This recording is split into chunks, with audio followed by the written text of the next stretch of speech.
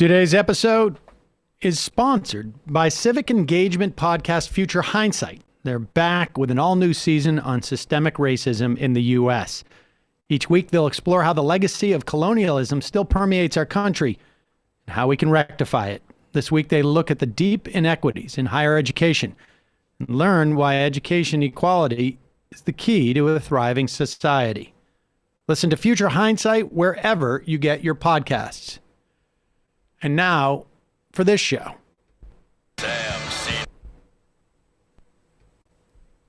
And now for this show. The Majority Report with Sam Seder. The destiny of America is always safer in the hands of the people than in the conference rooms of any elite. Sam Seder. They are unanimous in their hate for me, and I welcome their hatred. We must guard against the acquisition of unwarranted influence, whether sought or unsought, by the military-industrial complex. The Majority Report with Sam Seder. Ever get the feeling you've been cheated?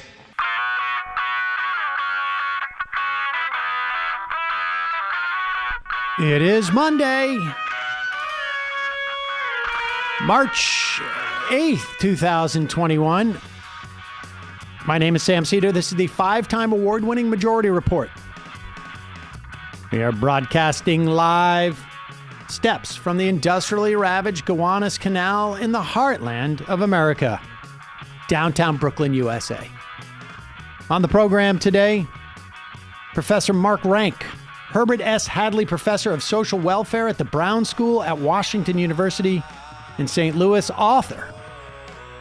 His most recent, Poorly Understood: What America Gets Wrong About Poverty. Also on the program today, Senate passes a $1.9 trillion COVID relief bill.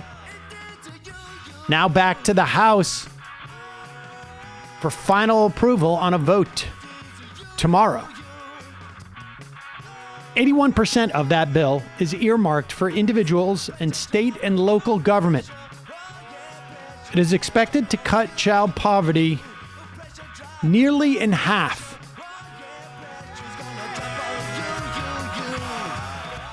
Meanwhile, another accusation by a former aide as calls mount for Andrew Cuomo's resignation. Trump sends a cease and desist letter to the RNC to stop using his likeness for their fundraising. Joe Manchin opens the door to filibuster reform. Georgia investigation into Trump's election interference down there heating up with the hire of a racketeering specialist. And jury selection taking place as we speak in the George Floyd murder trial. Joe Biden begins to disassemble the so-called migrant protection protocols that has 70,000 immigrants and asylum seekers stuck in Mexico. Lastly, in a headline, just tells too much by having to read it. The FDA now says it will now clamp down on heavy metals in baby food. All this and more on today's program, ladies and gentlemen. Yes, there we go. It's rather quick. Thanks for joining us today. It's good to see you. Beginning of the week, joining me, as always, back from her back issues.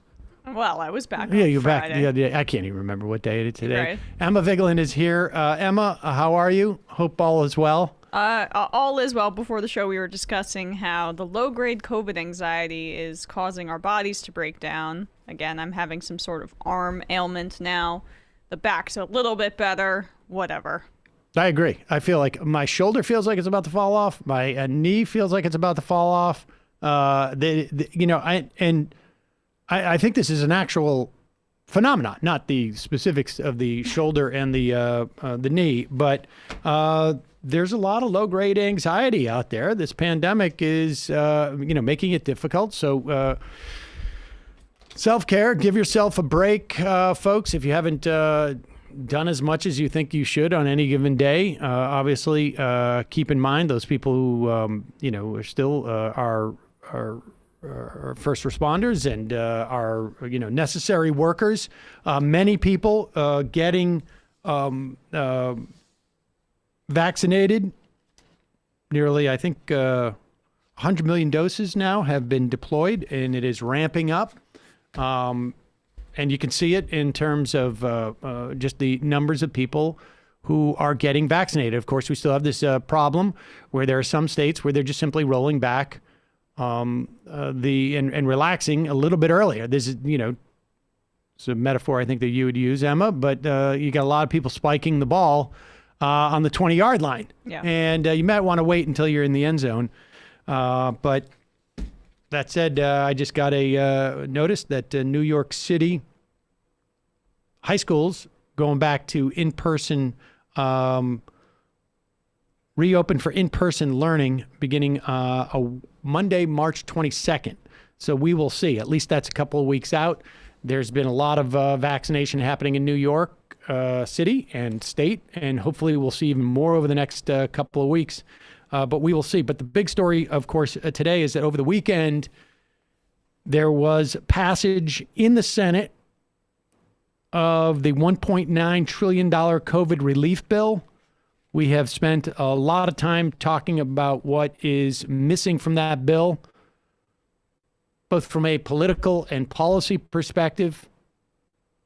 The $2,000 check as opposed to the $1,400 check, which I think, from my perspective is there are other mechanisms for people to get money in this bill. I mean, if you are a family of four and earning about $50,000 a year, you could be looking at close to $20,000 worth of money coming in various different forms. We will talk about this as the show progresses and over the next couple of days. But the average family of four, most families of four, $5,600. $5,600. That's Boom. correct. Yeah. And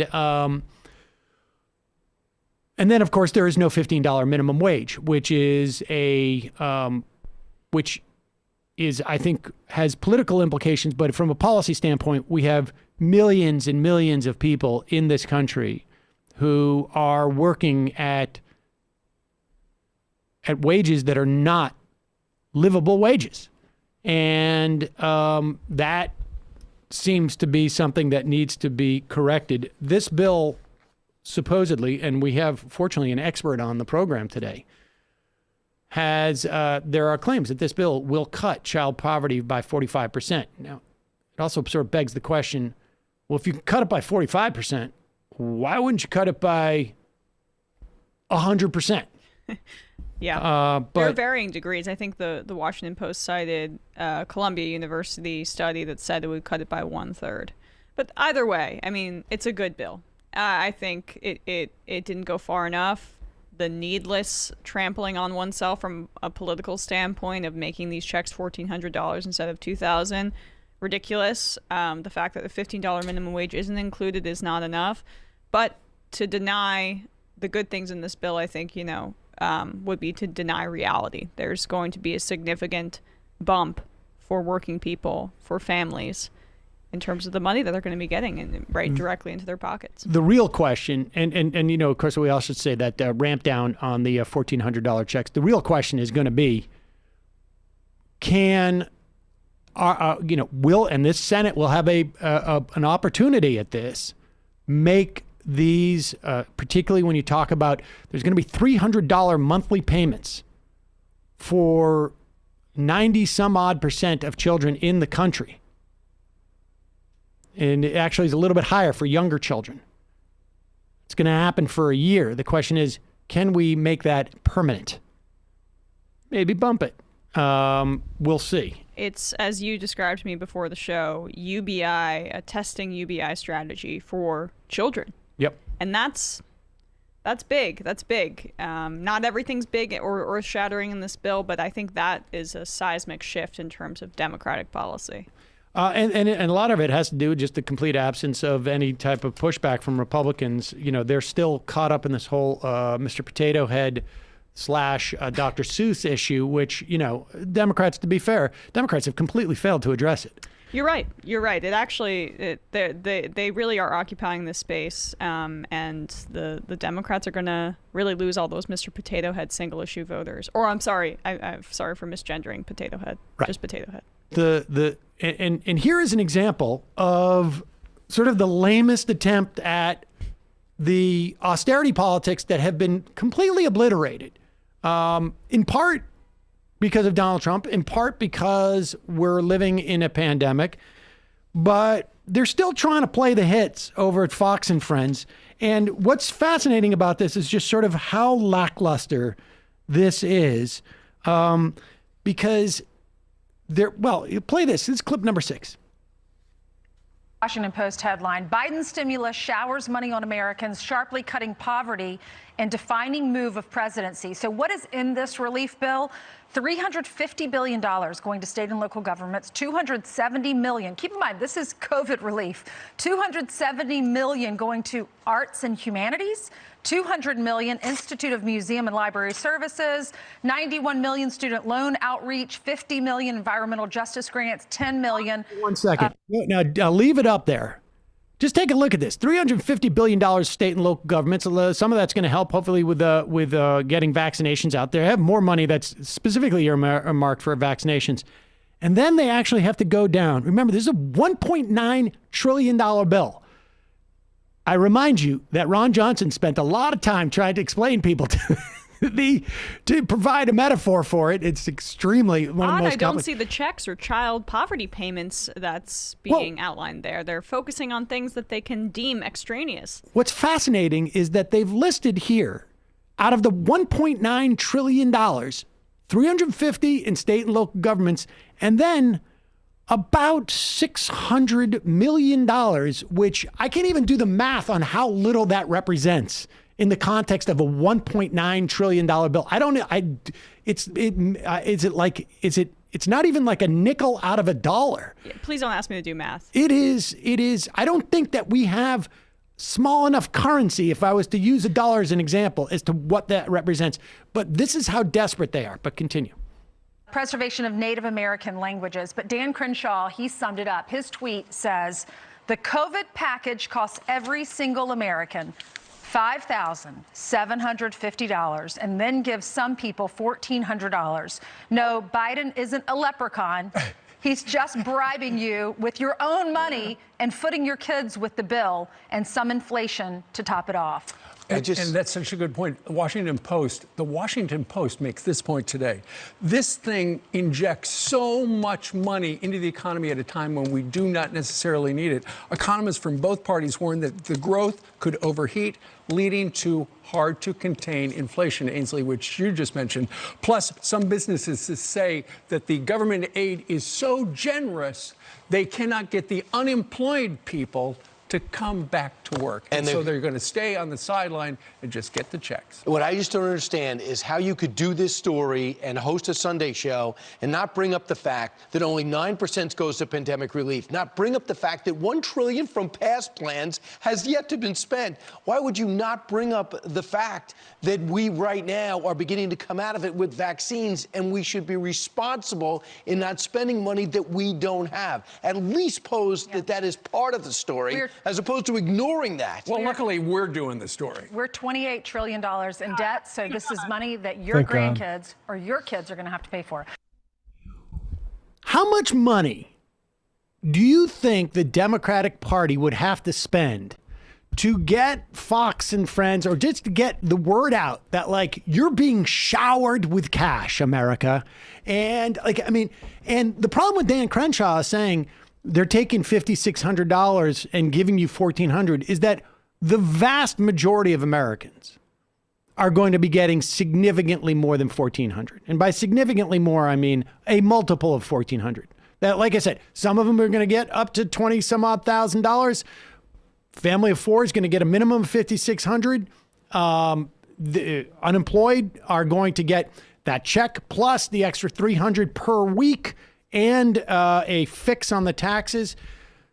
The Democrats can't even message that. They should be out there talking about Biden bucks or whatever it is. And there is no coherent message by the Republicans as to why this is problematic, except for some vague notion of this is money we don't have to spend. Well, in a couple of weeks, the people getting the money that's just not going to be something that's going to be in the forefront of their minds. No, they're going to see the check in their bank account, and they're not going to think about that terrible math average that Dan Crenshaw tried to use to obfuscate the point, because I don't know if you know this, high wage earners who put money into the system ostensibly, even though not enough, they're not getting these checks. So a lot of this is going to be coming from the rich to regular people, the little that the rich do pay in taxes anyway. And this could all have been framed as you're getting some of your tax money back at a time when you need it. This is basically a one-time tax cut for people. But Fox isn't going to frame it that way, neither is Dan Crenshaw.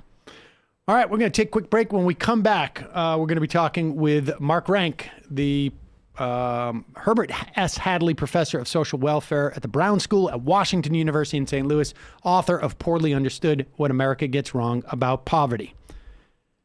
Meanwhile, today's show sponsored by Third Love.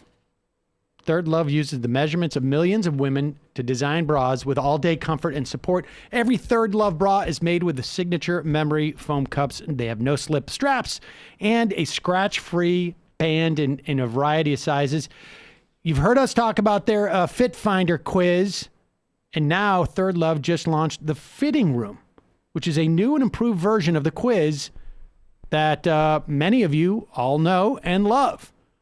The Fitting Room has helped 18 million women find their true bra size. You could be one of those next. Plus, Third Love's team of experts, fit stylists, they're available via chat or email. They will answer all of your questions. And they're also introducing Lounge by Third Love. You can mix and match styles and your official uniform for anything you feel like doing. From the couch to weekend outings, it's loungewear that's made to wear everywhere. Oh my goodness, I am a sucker for loungewear. I will spend my paycheck on loungewear. I'm not sure I fully grok that, but to be honest with you, with the loungewear, it's like sweatpants, but cute ones for women. Oh, well, there you go. That explains it. Well, I don't know if you're aware of this. I do not have much experience with bras. However, one of our multiple bra trier honors and experts had this to say. She wrote me, the idea that I had 60 days to try out the bras drew me in, but in the end, I don't think I've had a better experience buying clothes online, certainly not when it comes to bras. The Fit Finder worked like a charm. Choice of styles, amazing. And now there's the Fitting Room, so that's been even upgraded. But everyone who's actually, the two people that we've had to try the bras, that's exactly what they said. Like, they never get bras that fit the first time around. But she wrote, both the bras I ordered were a perfect fit. They're incredibly comfortable and cute and subtle. The Fit Finder app, or the mechanism that they use, is very helpful, I would say. It's, my daughter also had a great experience with it. But Third Love knows your one true fit is out there. So why are they? So right now they're offering my listeners 20% off your first order. Go to thirdlove.com/majority now to find your perfect fitting bra. Get 20% off your first purchase. That's thirdlove.com/majority for 20% off today. Also, you all know Liquid IV for their popular hydration mix. There's a ton of it consumed around here. It's in my cup right now. Well, Liquid IV's Energy Multiplier is an absolute game changer, and it gives you that extra boost we all need. One stick is like drinking 2 cups of coffee, and it's an all-natural alternative to processed energy drinks for a sustained energy boost throughout the day. Ladies and gentlemen, now, right now, I am dealing with, I'm trying to cut down on my caffeine usage, so I'm using one for like this huge bottle. But as you know, regular go-to for me, the Energy Multiplier, it's a healthier alternative to traditional energy drinks and coffee. There are no artificial flavors, no artificial preservatives. Premium matcha and green energy blend tastes delicious. That is absolutely true. Provides a lasting energy boost. Liquid IV's cellular transport technology delivers an optimal ratio of nutrients for more efficient uptake.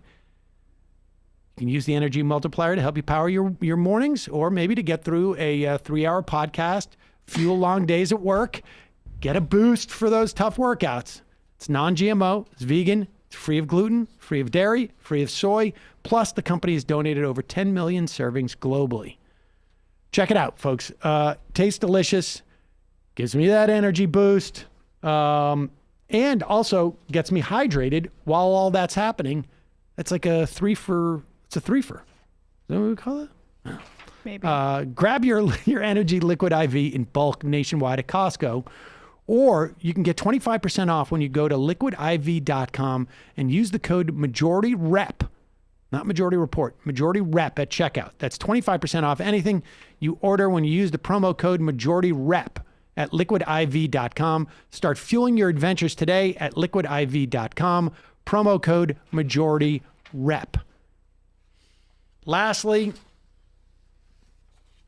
whether you're an early bird or you like to hit the snooze button, everyone deserves to sleep in ultimate comfort, and that starts with your comforter. Brooklinen can help you get your best sleep. Brooklinen creates beautiful, high-quality bedding, home essentials. I've gone fully Brooklinen now. They work directly with manufacturers to give you a fair price. No middlemen, no markups. Their comforters come in lightweight, all season, and ultra warm to suit every type of sleeper and lifestyle. Not that anybody cares, but I'm a lightweight. I mean, I'm not personally a lightweight. I use the lightweight comforter. There's even a weighted comforter for option for stress relief. That sounds fascinating to me. They also offer a variety of materials, including an eco-friendly recycled down alternative. Brooklinen's comforters pair perfectly with their sheets, pillows, and duvet covers. There's a reason Brooklinen has over 75,000 five-star reviews and counting. Folks, Brooklinen, I now have gone fully Brooklynized. I use the crisp, clean, cool sheets as opposed to the more softer ones, I guess. I don't know. I mean, these are soft, but they're cooler. They're all cotton. I don't know how to express that. I have Brooklinen sheets as well, as we've discussed. Folks, you can treat yourself to the ultimate comfort with Brooklinen's Comforter Collection. Go to brooklinen.com, use the promo code Majority Report to get $25 off with a minimum purchase of $100. That's Brooklinen, BROOKLINEN.com. Enter the promo code Majority Report. You get $25 off with a minimum purchase of $100. That's brooklinen.com, promo code Majority Report. All right, do we have the professor? I'd like to welcome to the program Mark Rank. He is the Herbert S. Hadley Professor of Social Welfare at the Brown School at Washington University in St. Louis, the author of his latest, Poorly Understood, What America Gets Wrong About Poverty. Mark, welcome to the program. Oh, thanks a lot. Great to be with you. And joining me, of course, Emma Vigeland. Thank you for being here today. It's rather fortuitous. We've got this $1.9 trillion COVID relief bill that has passed in the Senate over the weekend. I want to get to that and ask you, what the implications of that are. But first, let's address what's in your book. And we should say this is co-authored with Lawrence Eppard and Heather Bullock as well. But let's start with this. What are some of the myths that we have about poverty?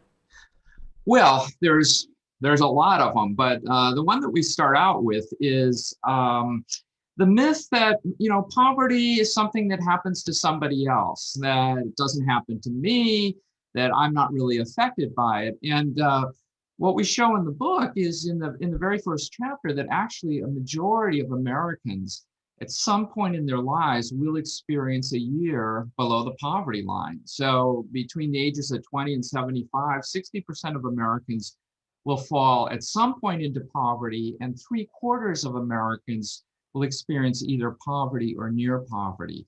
So the idea that poverty is something that happens to some other group and doesn't affect me at all is not at all correct. What are the the myths surrounding the I guess the demographics? Like who are those 60%? who will pass through poverty at one point in their lifetime?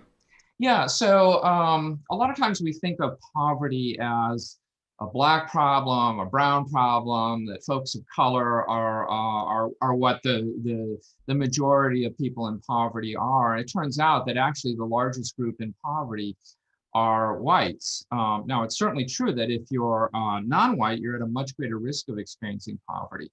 But whites are the largest group in poverty. And if you look at where people live in terms of poverty, we often think, oh, they live in high poverty neighborhoods in inner city areas. It actually turns out that there are more people now in poverty that live in suburban areas than in central cities. And some of the deepest seated poverty is actually found in rural America, in Appalachia, the Deep South, American Indian reservations.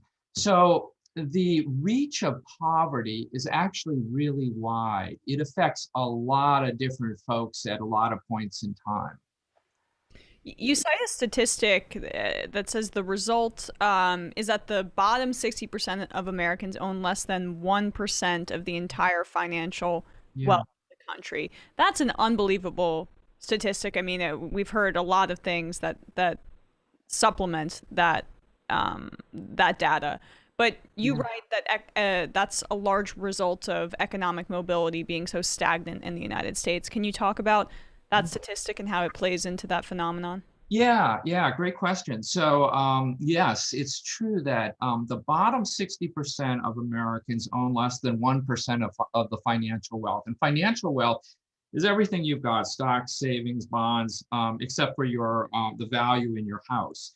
The top 5% of Americans own 3/4 of the entire financial wealth in the United States. And part of the problem is that if we think about the ladder of opportunity and the rungs on that ladder, they've been getting wider and wider apart from each other. And so it's become more difficult for Americans now to climb that ladder of opportunity.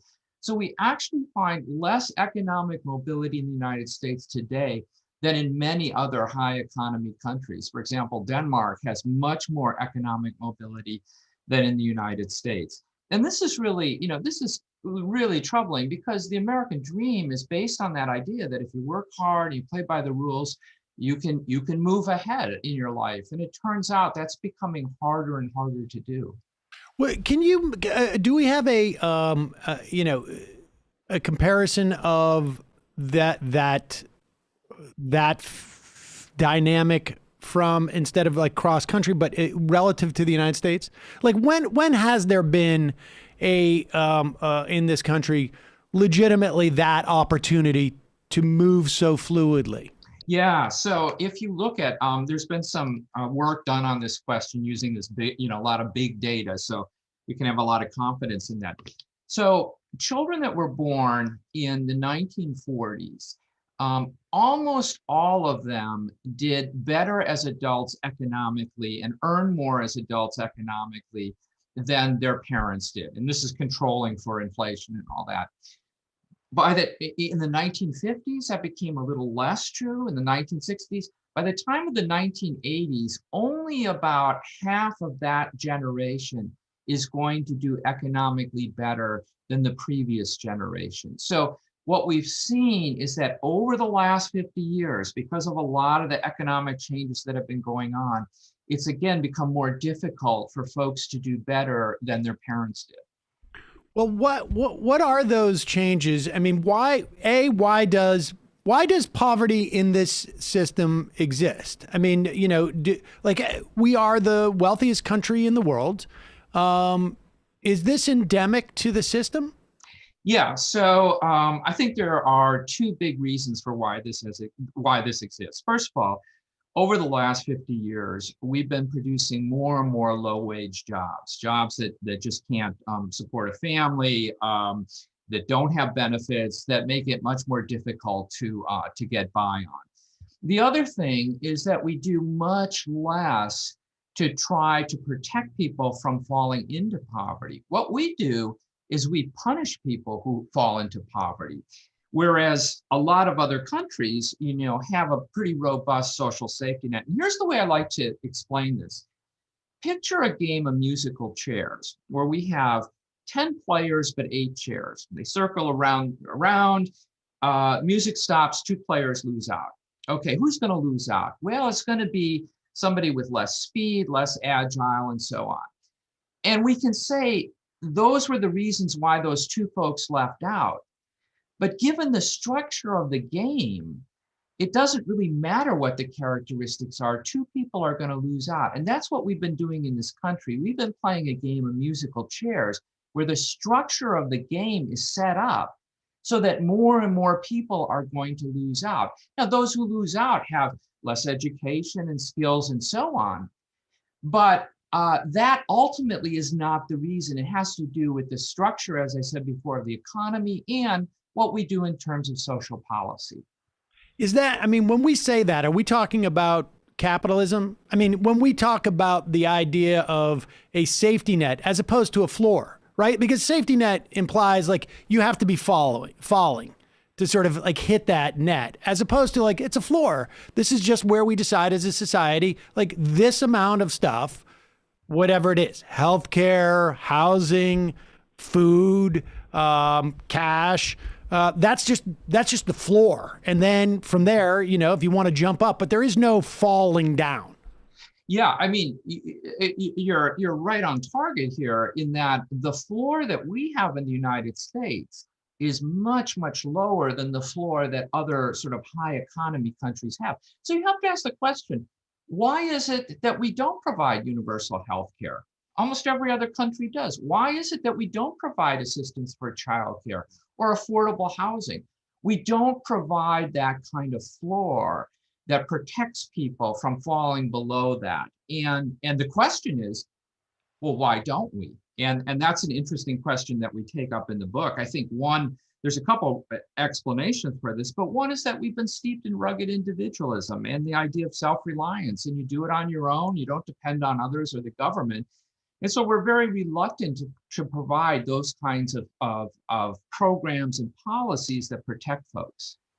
Do you think that rugged individualism, though, has become less of the hamstringing of our lawmakers than political corruption has? I mean, one, you can posture, yes, is this inherent to capitalism? But also, it seems like the fact that we've allowed basically unlimited donations to our politicians from the interests that want to keep the stratification of our economy and keep poverty at these levels that depend on basically indentured servitude of wage workers, that might be a more dominating factor because it's so tangible. Yeah, I mean, clearly, there's no question that, money has definitely had a corrupting influence on our democracy.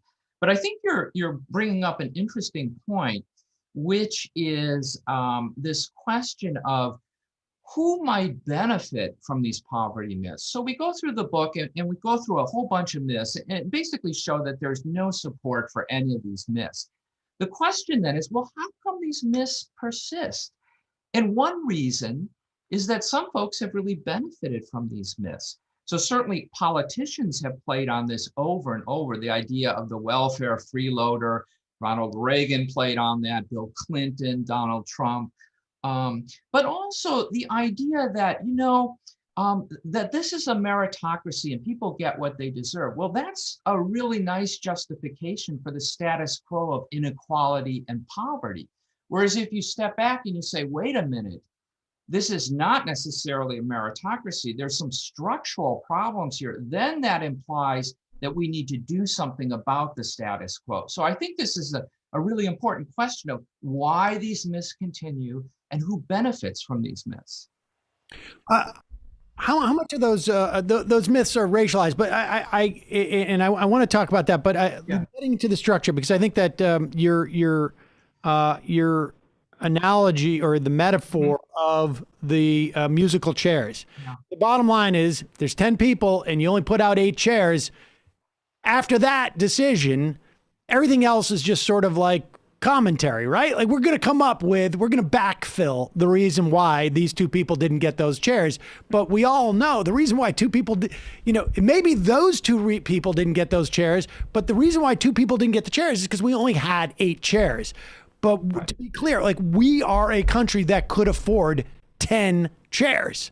We just decide not to, right? And then everything else is just sort of our rationale. Yeah, I think that's exactly right. We have the resources. We are a wealthy country. We could do something about this, but we don't have the political will or the societal will. And one of the reasons for that is what our book is really about, which is that we've been blinded by these myths as opposed to the realities.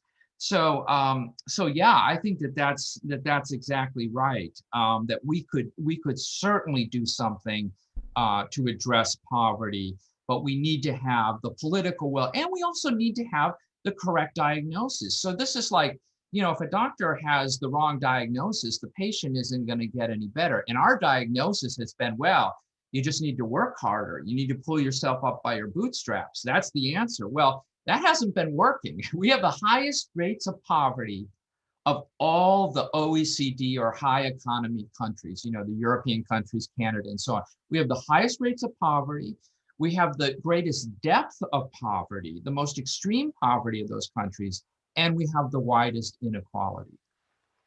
How is it that those myths are if it is the myths, right? And maybe it's a combination of the myths and what Emma suggested, that there's simply just too much power vested in the hands of few who have influence over this.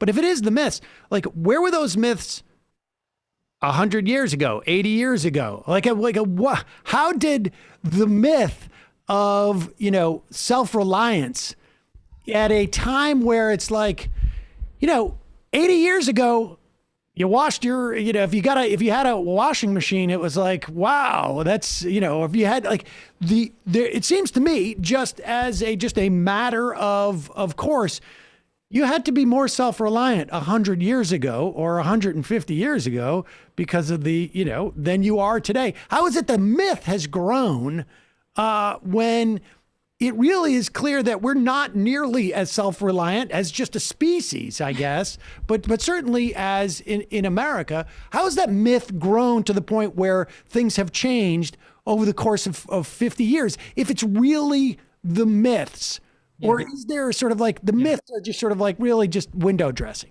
Yeah, so it's really interesting. I would say that certainly from the get-go in this country, we've had a strong streak of individualism and self-reliance.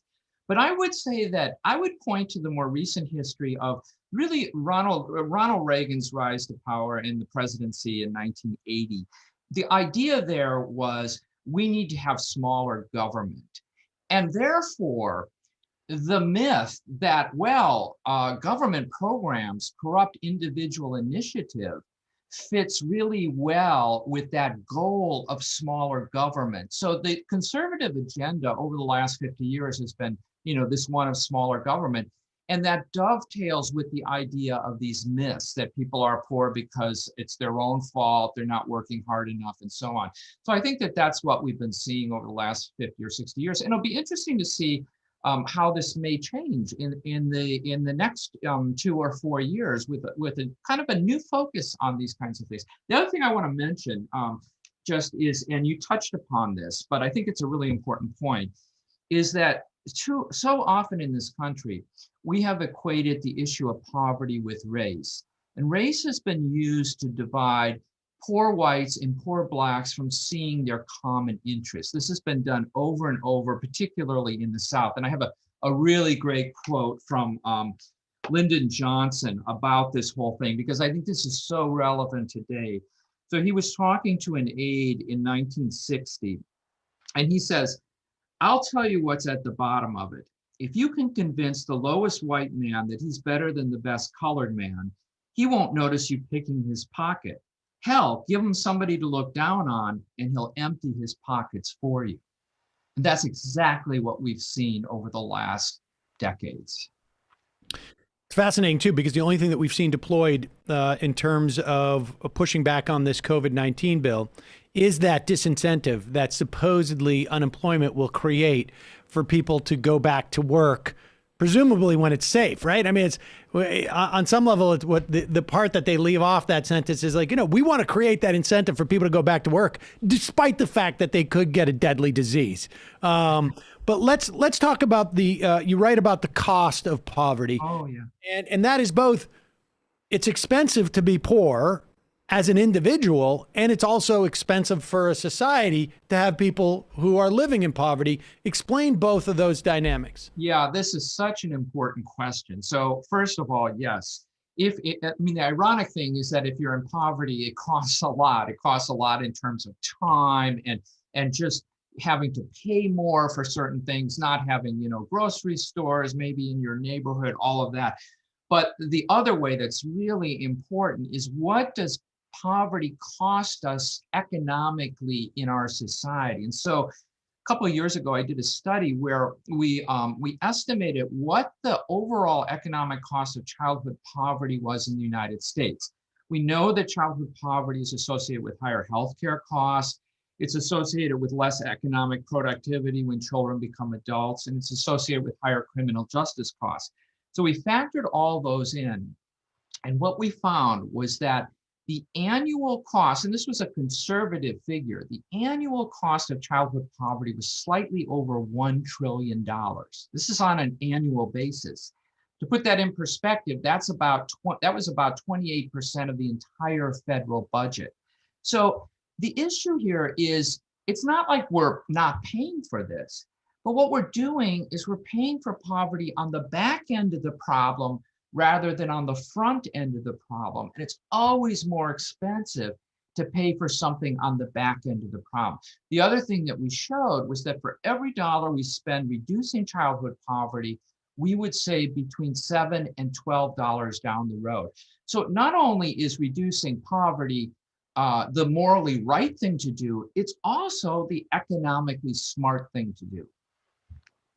Does that message, I mean, if it is the case, right, that the reason why we have poor people is because, or people living in poverty, I should say, the reason why we have people living in poverty is a function of our society deciding to keep using this your analogy, to deploy 8 chairs when we have 10. Isn't it that maybe it's not a question for those people who are deciding that we're going to put out 8 chairs, that it's not a question of like how much it's going to cost society. It's a question of its knockoff impact on being able to push resources in one specific direction. In other words, when we deploy 8 chairs, yes, it may be more expensive down the road for society, but what it does in the meantime is it creates a certain amount of anxiety that allows us to to profit off of that, to maximize our profits, because that anxiety pushes people into work. It disempowers them. It creates a mismatch in terms of the dynamic between those who have and those who don't.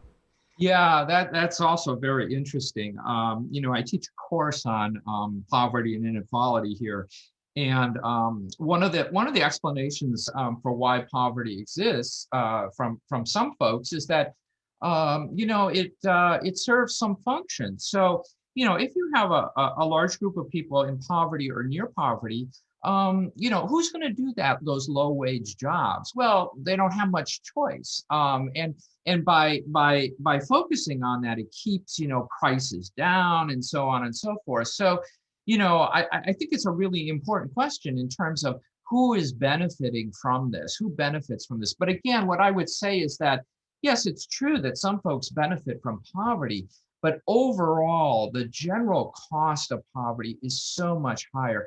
I mean, think about it, in the sense of the most important investment we can make is in our human potential and in our children's potential.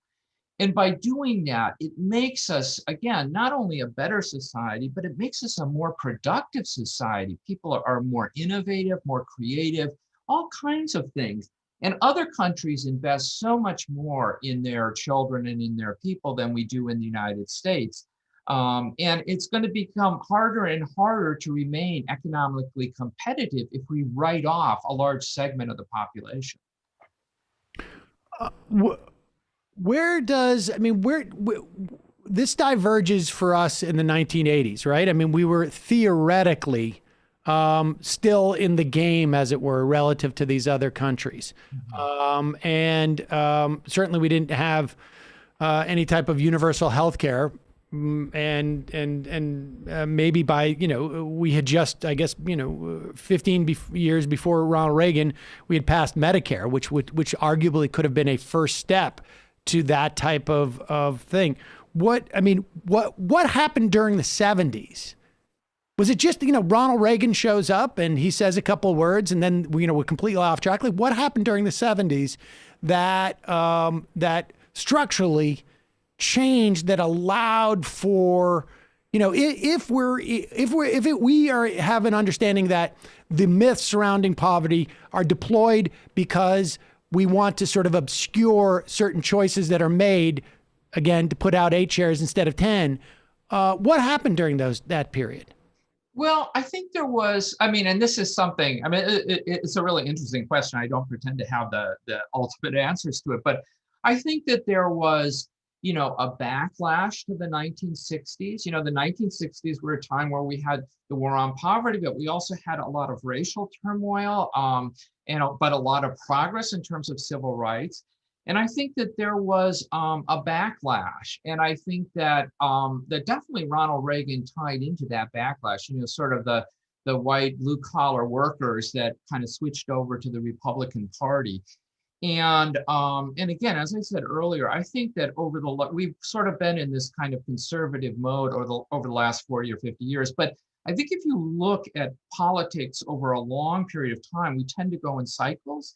And my guess is I'm guardedly optimistic that we're actually moving into more of a progressive cycle where we will really start to address these fundamental issues instead of the idea of, that we so often do, and Donald Trump was notorious for this, for scapegoating particular groups. We're saying, he certainly tapped into the idea that people haven't been getting ahead economically. That's certainly true. But the root of the problem is not immigration or some other group. It's structural, and it has to do with not enough jobs that pay a decent wage, and we need policies that focus on that. Well, there's been a reaction by the Democrats, and there has been a shift. I think we're all seeing it, and for those of us who cover the Democratic Party there is extremely cautious, I don't know if you could get more cautious than us, but optimism that there seems to be an understanding that these systemic problems need to be addressed. Like Chuck Schumer, this is a quote from him in the Washington Post today. What happened in 2009 and 10 is we tried to work with the Republicans. The package ended up being much too small, and the recession lasted for 5 years. People got sour. We lost the election. That's a kind of unthinkable shift if you were to be talking about the Democratic Party even 4 years ago.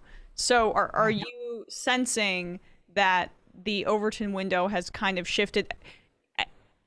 It will be different outside of a crisis mode, but at least in this crisis mode, they seem to be somewhat getting it. Yeah, I think that's for sure. The idea of that's now, people are talking about the idea of a universal basic income. A few years ago, that would be like, this is radical. There's no way. People are now talking about this. Both President Biden and Senator Romney have a proposal to provide a child allowance. What that does is it gives folks with children a monthly payment to help in terms of raising those children. Now that's been around in European countries for decades, but for the United States and for actually proposals on both sides of the aisle, that's different. That's new. And so, yes, I'm guardedly optimistic that there is now discussion about this, and there's a recognition, which is what we're getting at the book and what we've been talking about this last 25 minutes. There's a recognition that there aren't enough chairs for the players that are playing the game. And we need to focus on that rather than continually focusing on who loses out at the game. In fact, we should say that provision, not as structured by Romney. I think Romney had was going through the Social Security system as opposed to the IRS. But my understanding is that within the COVID bill, you get $300 a month for children between, I think it's 6 and 18 years old, maybe $360 a month, a little bit more, $380 if the child's under 6.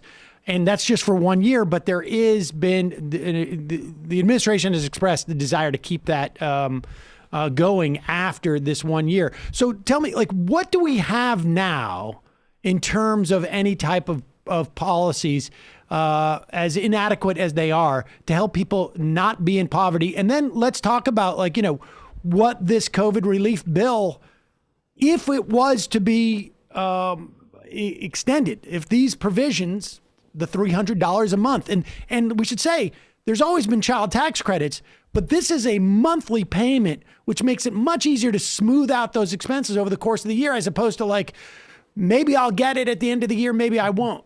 Mm-hmm. Yeah, exactly right. That's a huge difference of getting sort of a payment at the end of the year versus on a monthly level.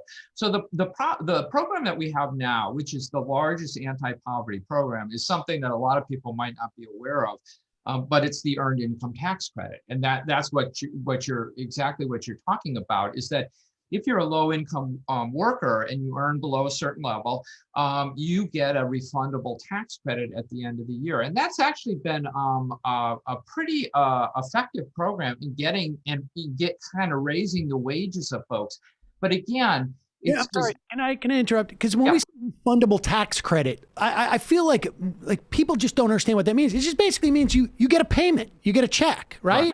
Right. So, but you do have to file taxes to get it. You don't have to owe anything. That's the difference. So it's not just like cutting your taxes down. You actually get a check at the end of the year from that program.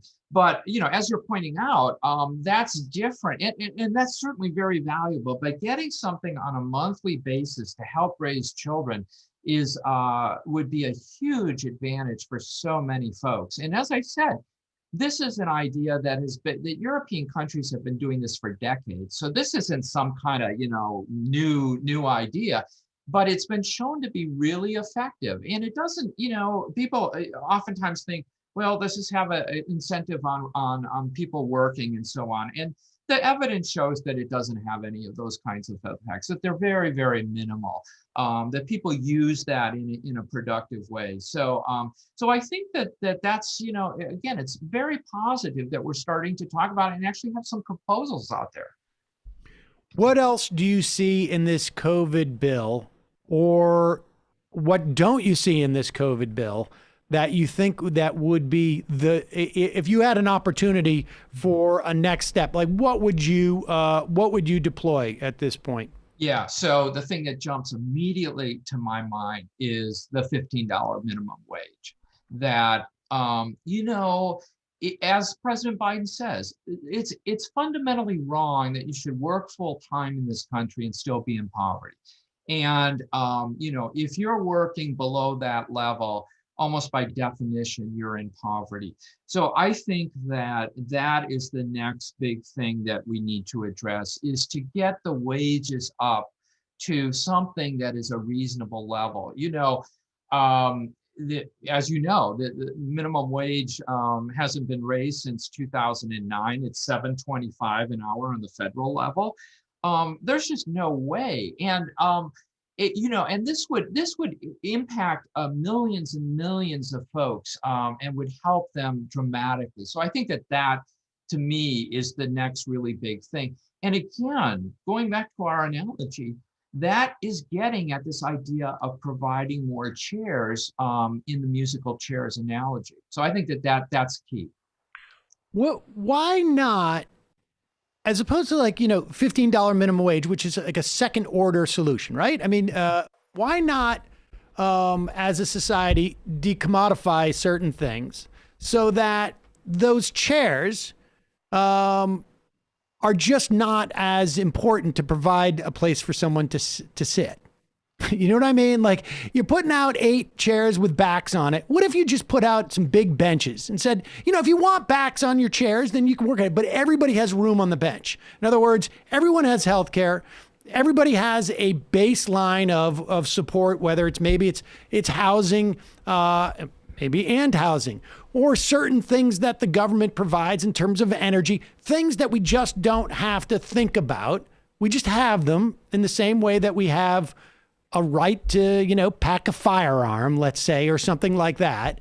And then these other questions are, second order questions, but they become far less relevant because you have a certain baseline for everybody. Yeah, I think that's right on target. As we were talking about earlier, the United States does not provide these kind of baseline things. So in a way, when I say that poverty in the United States is much worse than in other countries, not only are we talking about income, but we're talking about all these things that you're raising here. So absolutely, when we think about the future and what needs to be done.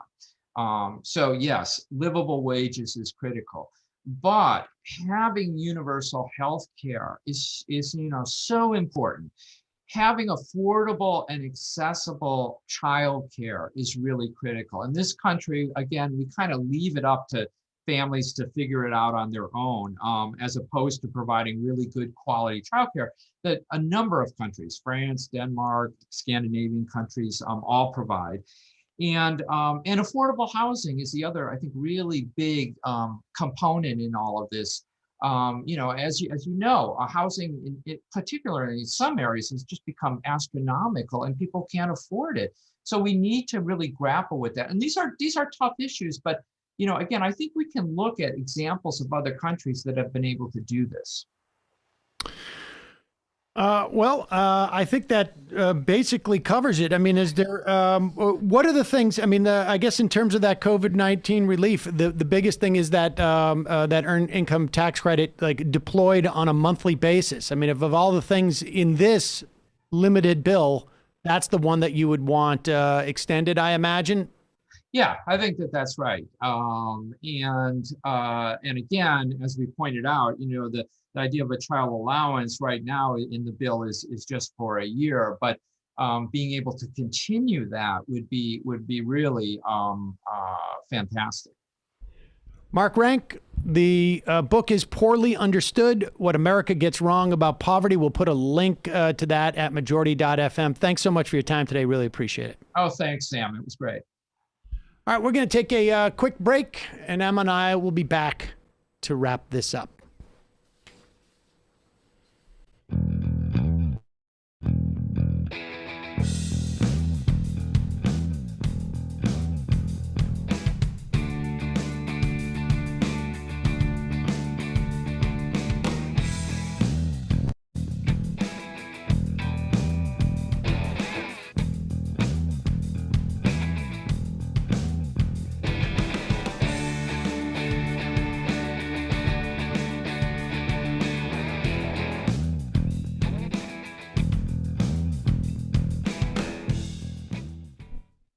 So the Professor Rank made the point, or at least his, I guess, sense is, and this is definitely being, sold this way. And I think part of it is, like he says, cyclical, and there's generational questions here. And obviously, I think COVID, a combination of Donald Trump and the Republicans passing this massive tax cuts for wealthy without any hesitation about the deficit or debt, which they'd been screaming about for years and years. And I would add also a broader understanding and acceptance of modern monetary theory, which suggests that deficit and debts are not as dangerous as had been previously thought.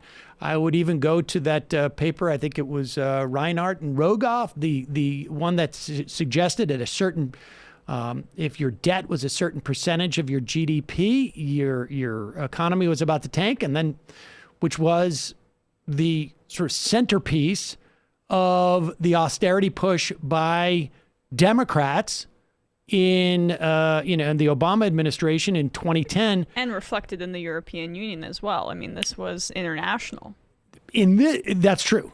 In this country in particular, that research was touted in the halls of the Senate. And then subsequent to that, somebody found out there was simply literally an error on the spreadsheet. And no, their findings were not true. All of these things have come together and culminated in this COVID relief bill, which is, we've talked about the limitations of it, but there is serious potential in it. And here is Joe Scarborough, who came in as part of the class of representatives that came in with Newt Gingrich, the Contract for America class. I think it was in 93, 94. And here he is on Morning Joe. He was a congressman in that era. Really a guy I would imagine would say that he was inspired by Ronald Reagan. Here's clip number one. It's history bending. I mean, you look at, and we've talked about this before, and others have said it, it's not an original thought, that the United States was shaped by FDR, and we lived in sort of FDR's world. As George Will said back in the 1980s, we are all now children of FDR. But from 1932 to 1980, FDR's worldview shaped American politics. From 1980 to 2020, Ronald Reagan's view of the world shaped American politics and really the outlines of the debate. This bill, again, which 76% of Americans support, takes us into a new era. And it's not like the Affordable Care Act. That was a political bloodbath that barely got through and caused great unrest in town hall meetings across America, created the Tea Party movement. This is a piece of legislation that more than 3 out of 4 Americans support, which again shows us that we have moved beyond the Reagan era. Not exactly sure what this era is going to look like, but it's not going to look like the period we were in from 1980 to 2020. So Jonathan O'Meara. And yes, famed socialist Joe Biden is the one to bring us over there. I mean, it's just it's shocking that Joe Biden is the president to kind of usher in this new era. I don't disagree really with his assessment, to be honest with you. No, I think that is the case. I don't know what era we've moved into, but I can tell you that when I got to college in 1984, the first thing that my the government professors I had, they came and they said, we have just gone through a realignment, and it took place then. And I don't know that Joe Biden necessarily, his election per se represents a realignment, but if just like look at the complete absence of response to this COVID-19 bill when you had Trump's gutted the Republican response. The only thing I would say is that we could be living in an era where there is going to be continued wrangling and consternation about what's going on with Mr. Potato Head. Well, and last point is just that the media learned its lesson when it comes to Trump. They stopped treating the Republican Party with deference, and it's showing in the weakness of the Republican response to the stimulus package, and it's good for everybody. It's good for everybody. All right, we'll talk more about that tomorrow when we see you then. And for those of you we are seeing now, we're going to head into the fun half of the program. We've got some sad but also, happy news to talk about in the fun half. We also gotta go. We're not gonna go too long in the fun half today. Gotta go a couple minutes short, but that's okay. Gotta be quick. Just a reminder: this program relies on your support. When you become a member of the Majority Report, you support the free show. You get the free show free of ads, and you get the fun half. We can't do it without our members. You guys are hugely important for why the show exists 10 years plus after it launches. jointhemajorityreport.com. Also, don't forget AM Quickie, amquickie.com, and justcoffee.coop. Fair trade coffee, tea, or chocolate. Use the coupon code majority, get 10% off. Here is, we'll read this Gerardardis stadium politics quote in a second. Jamie coming on. Here I am. Folks, don't forget Nomi's show, not on today, but you can check it out tomorrow. Jamie, what's happening on the Antifada? Well, this week on the Antifada, we have a very special interview with Afro-American Studies professor Toussaint Lozier, as well as Bradley Green, a member of the Chicago Black Panther Party and a contemporary of Fred Hampton's, to talk about the movie Judas and the Black Messiah, which tells the story of Fred Hampton's assassination through the eyes of a snitch. So we talk a little bit about what life was like in the Black Panther Party, Bradley's relationship to Fred Hampton, why the police were set on killing him, what he liked, what he disliked about the movie, and his thoughts on the modern day communist movement and on the George Floyd uprising. And that's out now, patreon.com/theantifada, or wherever you get podcasts. We also have a little bonus snippet from that conversation that came out on Friday for our patrons. So check that out as well. And also we're streaming on Twitch, twitch.tv/theantifada, 3 to 4 nights a week these days, around 7 o'clock. So check that out as well. Matt. Also, I just want to say, don't be afraid if you enjoyed Judas and the Black Messiah to watch that. I think particularly if you enjoyed it. I think there can be a tendency on things like this when it's like, things can't be perfect, just let me enjoy it. But you'll actually get a lot out of it if you listen to the, particularly Jamie's episode on this. But on Left Reckoning, we got no worries. On Left Reckoning, Austin Gonzalez of Machete y Mate came on last Thursday. We talked about Ecuador, Caribbean integration, and a second coming of the pink tide in Latin America. So check that out. Patreon.com/Left Reckoning for the post game. All right, folks, we will see you in the fun half, 646-257-3920. And we're taking IMs. You can IM the show via the app at majorityapp.com. See you in the fun half. And for it. All right, folks, 646-257-3920. See you in the fun half. Are you ready?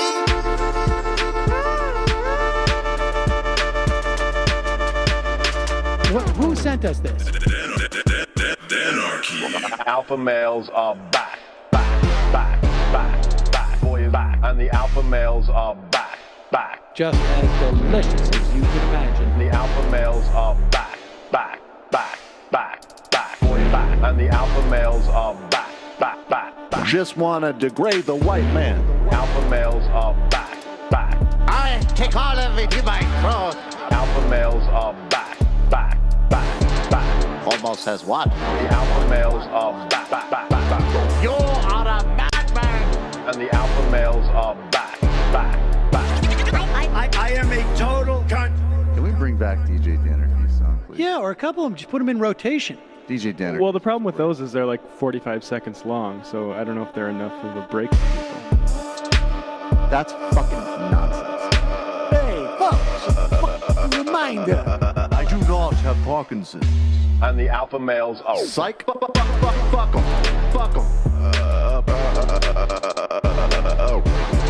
Almost has what? What?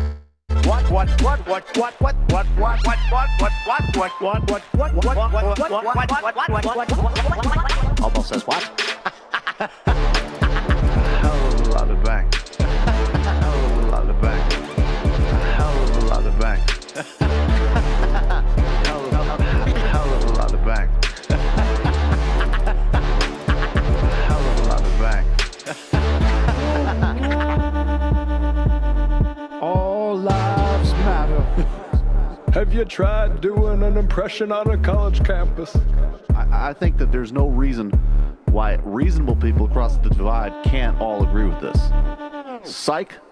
the alpha males are back, back, back, back, back, back. And the Africans are black, black, black, black, black Africans. And the alpha males are back, back, back, back, back, back. And the Africans are black, black, black, black, black, black, black. When you see Donald Trump out there, doesn't a little part of you think that America deserves to be taken over by jihadists? Keeping it 100. Can't knock the hustle. Come on, buckle. Things I do for the bigger game plan. By the way, it's my birthday. Happy birthday to me, Jew boy. I have a thought experiment for you. And the alpha males are back, back. Africans are black, black. Alpha males are back, back. Africans are black, black. Come on. Come on. Come on. Someone needs to pay the price for blasphemy around here. I am a total pussy.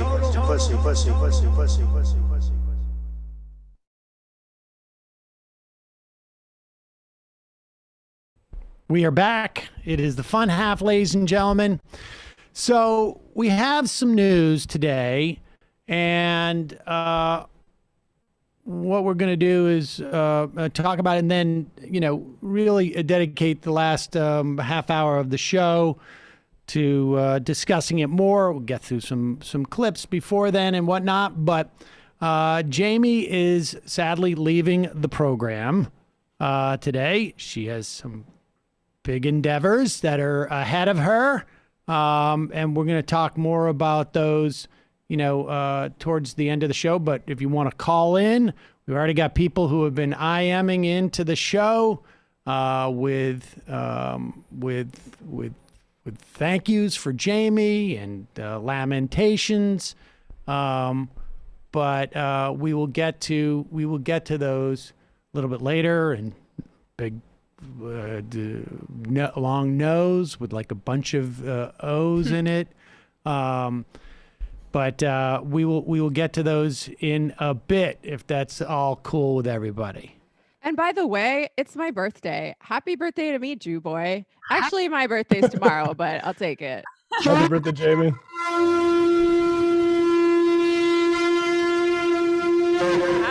Happy birthday. March 9th. Thank you. What sign is that? That would be a Pisces. Gotcha. I don't know anything about astrology. I don't know the characteristics of a Pisces, but I don't really identify with it that much, I gotta say. But if my friends want to do astrology on me, it's fun. It's like getting a bracelet with your name on it or something. Right. I think leftists should write a left astrology report that's like, today, if you're an Aquarius, you should engage in class warfare. That's just what all of them say. Hell yeah. I'm down with that. I guess Saul is a Pisces too. He had his birthday yesterday. Do you know what you are? I know I'm a Sagittarius. I'm an Aries. Let's go. God damn it. Any of those mean? I think Aries are supposed to be a little fiery. Jamie's getting a phone call. Oh. Sagittarius, I think I'm also a Sagittarius. That's like I'm in December, so I think that's right. Sam, you're end of November? Yeah. Oh, you don't want to keep talking about this? Well, I mean, astrology doesn't do much for me. I'm shocked. All right, well, let's talk a little bit about Joe Manchin. This is interesting. Both in his, more of the idea that Joe Manchin is this sort of just, he's just got a narrative that he's trying to push here. There's two clips that we have of Manchin, right? Do we have both clips? Yeah, we have 2 and 10. Basically, Joe Manchin is signaling that he would be able to retrofit the changing of the filibuster rules into his personal brand, that he'd be able to kind of make that work. Well, first, let's start with him talking about why he supported amendments to limit the relief to ultimately to West Virginia, which is one of the, if not the poorest states in the country. It's clip number 2. Changes that you pushed for, enhanced federal unemployment benefits now expire about a month earlier, and there's a new income cap for writing them off on your taxes. I have to say, you represent one of the lowest income states in the nation. Why were you fighting for less help for citizens during this cruel economic time? Well, Jake, first let me just say it's always good to be with you, okay? And next of all I did was try to make sure that we were targeting where the help was needed. Right now, we're getting $300 to people who are unemployed by no fault of their own. I want that to continue seamlessly. I think that basically, if you look at all the things that we've done in targeting, how we help the families, how we help their children, with child tax credits, there was so much more that we were doing. We're giving more help to individuals than ever before. 300 was seamless. It continues on through the end of August if needed. And that's what we tried to do. I mean, can you imagine the hardship it would be on people? You're getting $300 a month in expanded unemployment. And then all of a sudden, how do you deal with it being the seam being broken and getting $400 a month in expanded unemployment? And it was $600 before that. So just the whiplash in and of itself, emotionally, probably wouldn't be worth the extra $100 a week in unemployment. Very kind of Joe Manchin to sort of prevent people from that type of of just shock to have unseamless expansion. No, sorry. I'm just correcting myself. That extra $100 a week. But then later with Chris Wallace, he, of course, Joe Manchin, and to be clear here, Joe Manchin's all over the Sunday talk shows, which is exactly, get used to it, folks. Because if anything ever happens with our government, Joe Manchin is going to center himself.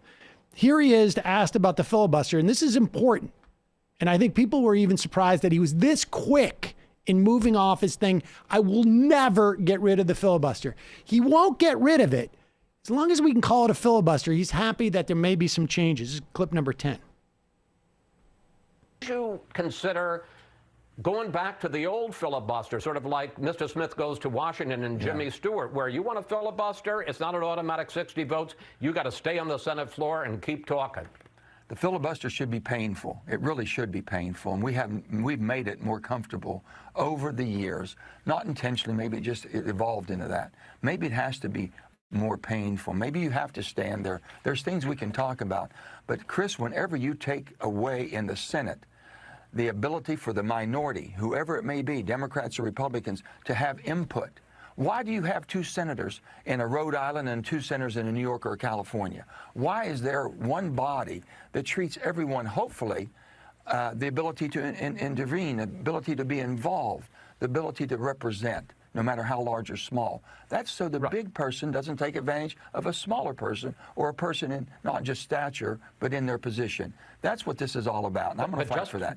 But just to be clear, with 30 seconds left, you would consider making it a little harder to invoke the filibuster so that you just don't automatically have 60 votes that you need for any legislation.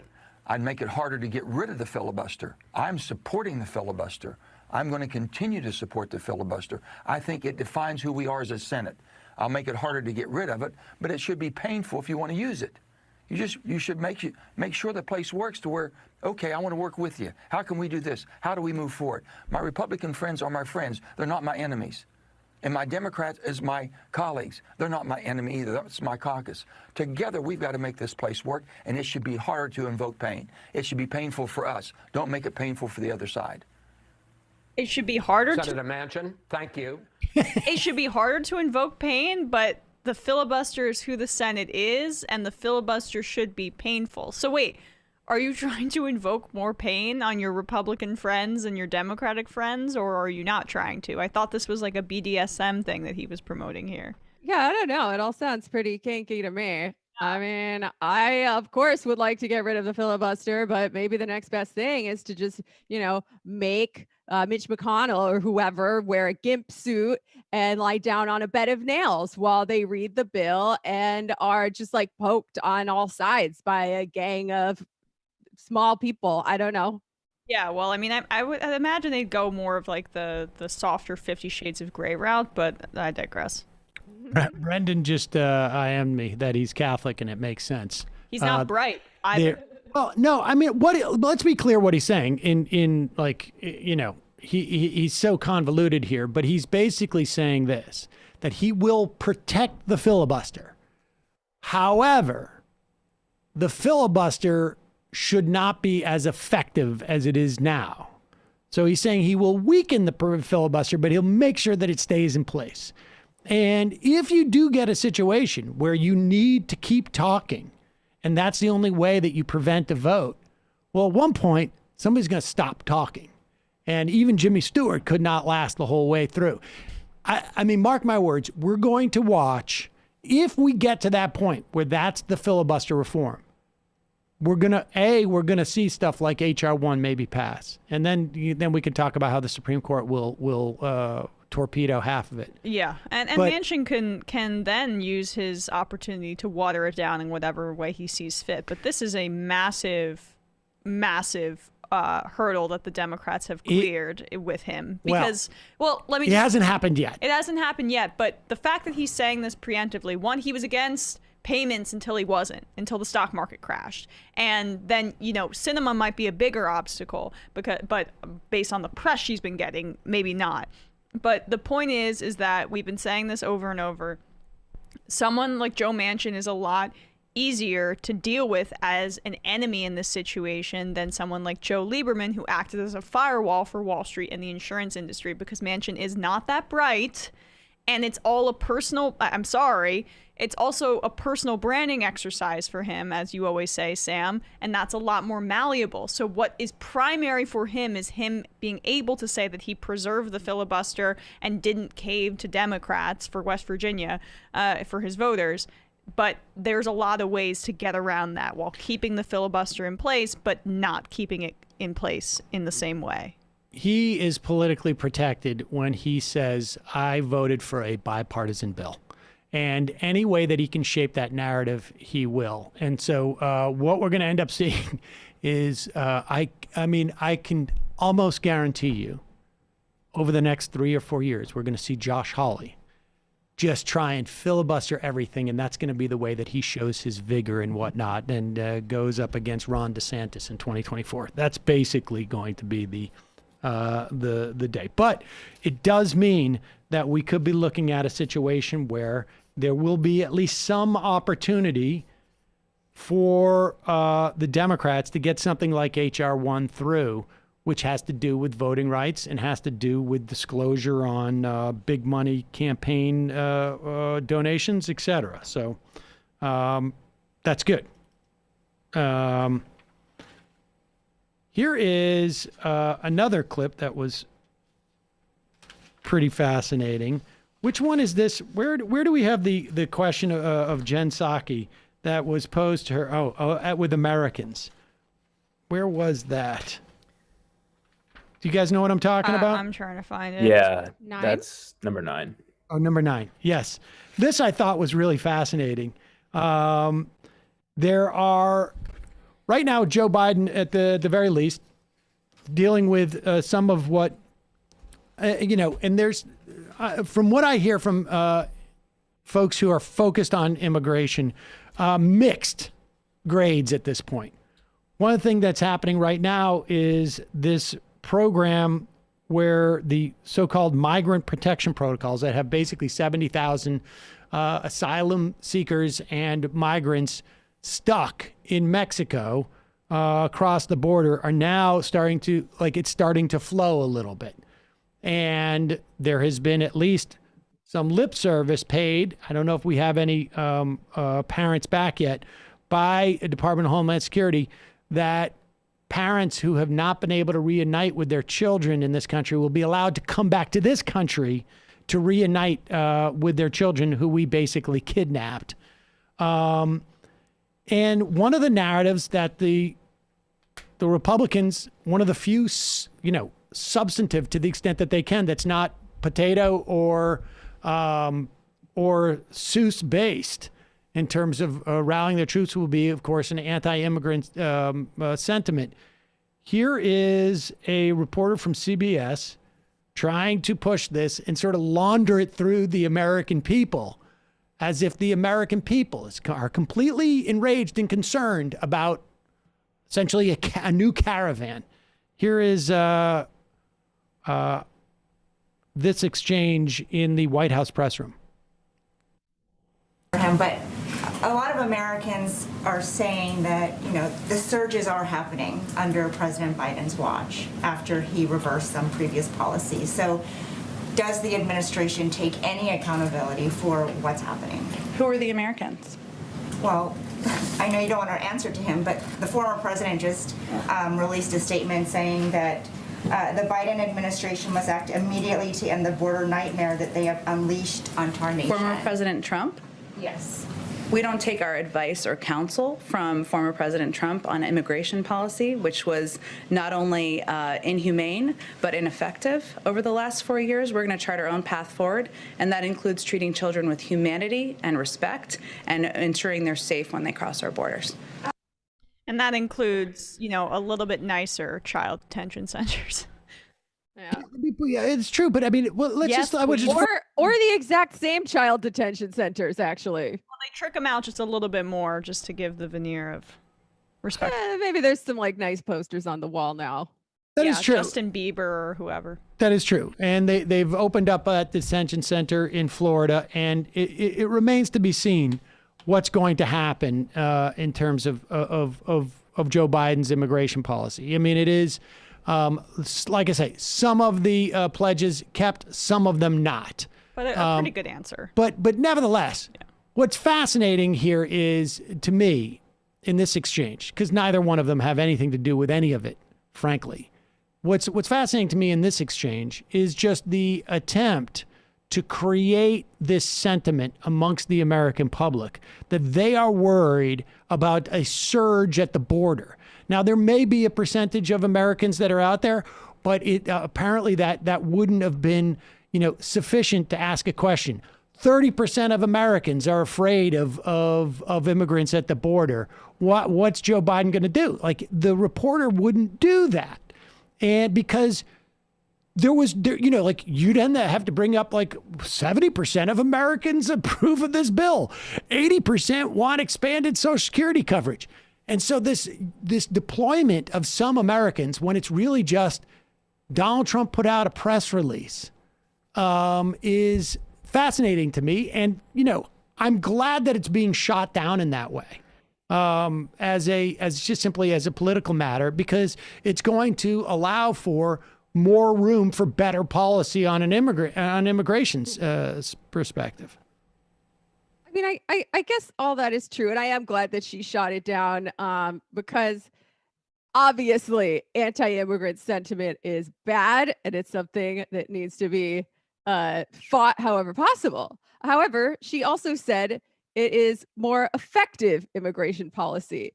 And what are we talking about when we say effective? We're talking about keeping people out of this country who want or need to come here for whatever reason. So I see that the Biden administration is trying to disaggregate this kind of racism and xenophobia while still doing the immigration policy that limits the number of people who can come to this country and criminalizes migration so that the people here are, uncertain about their status.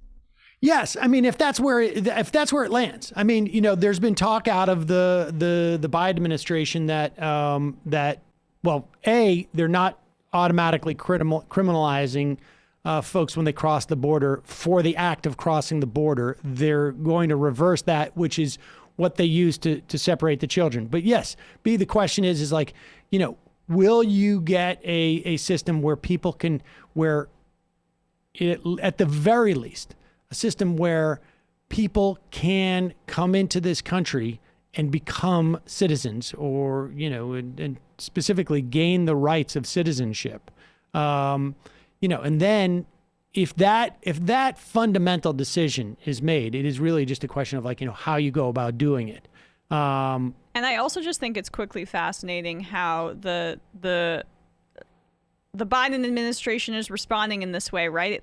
That almost seemed like it was set up for Jen Psaki there, by the way. It was such a perfect response. But normally for her purposes, normally they'd kind of pay lip service to bipartisanship, but they're not doing that. They're just using that to shoot down the former president, Donald Trump, where usually there's this ceremony and, we have to show respect to the office. They're not doing that. And I think it's kind of created chain reaction in the media too, because maybe that's what's emboldened the Biden administration to respond that way, because the media doesn't treat Trump with respect, and so they're not doing so either. And that's kind of, I think, had a beneficial effect on the discourse in general. Yeah, the longer Donald Trump is synonymous with the Republican Party, I think the harder it's going to be for the media to make the pivot that they sort of desperately want to make. Yeah. Here. Yeah, and I guess it remains to be seen what she means when she says effective. I'm not that optimistic, but we will see. Agreed.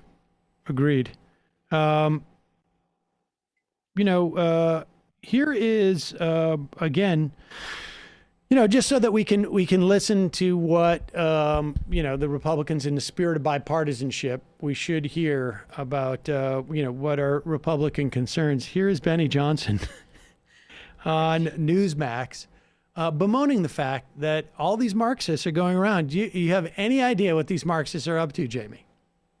I mean, if I do, I'm certainly not saying it in public. Well, some of your Marxists have let the cats out of the bag.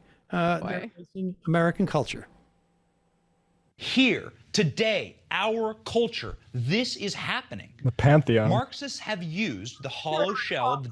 One second. Can we just soak in this imagery? Like, that's heaven, right? That's an ironic meme that they have appropriated unironically.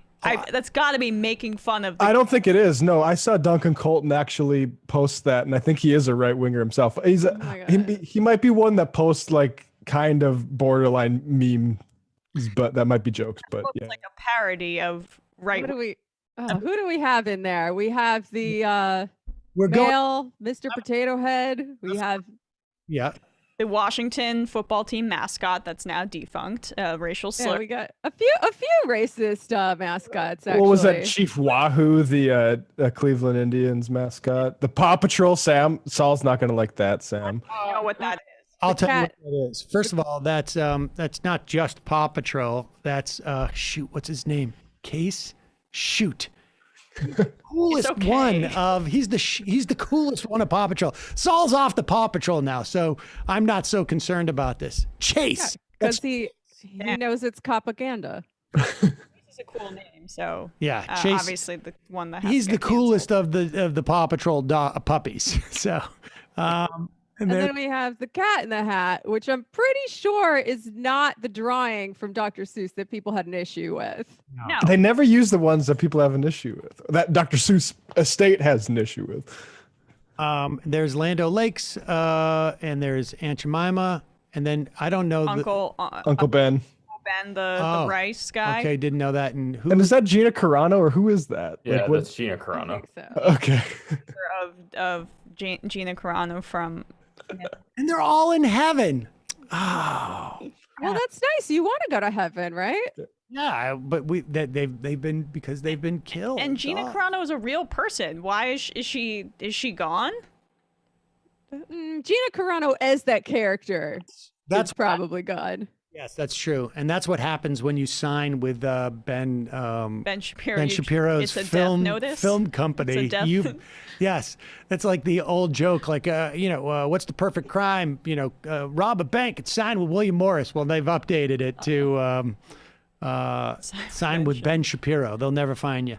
All right, let's go back to Benny Johnson. See what's really going on here. The modern day book burners, except for here today. Our culture, this is happening. Marxists have used the hollow shell of the Democratic Party to ascend to power and do what they have always wanted to do in this country and what they do in every country: destroy the history and culture of the nation that they have taken over. This year alone, we have seen Kermit the Frog, Mr. Potato Head, Dr. Seuss, Star Wars characters, pancake syrup, butter, and beloved sports teams' logos banned, erased from history. These are not simply marketing choices of private companies. We want to emphasize this. Joe Biden's White House endorses these modern-day book burnings. The White House, the most powerful seat in our land. Biden broke with long-standing tradition and refused to acknowledge Dr. Seuss on his birthday this very week. He refused to recommend that children read beloved Dr. Seuss books, Amazon then stopped selling certain Dr. Seuss titles, and publishers halted printing them entirely. Here are real screenshots from an eBay user getting blocked for trying to sell a Dr. Seuss book because it is, and I quote, offensive material. We verified these images are real. What's also real shocking, is that Hitler's Mein Kampf is still available for sale on eBay. This is a book literally about racism. This is a book literally calling for book burnings. You cannot make this up. Is he advocating for the cancellation of Mein Kampf? I don't know. It's a slippery slope. It's a slippery slope.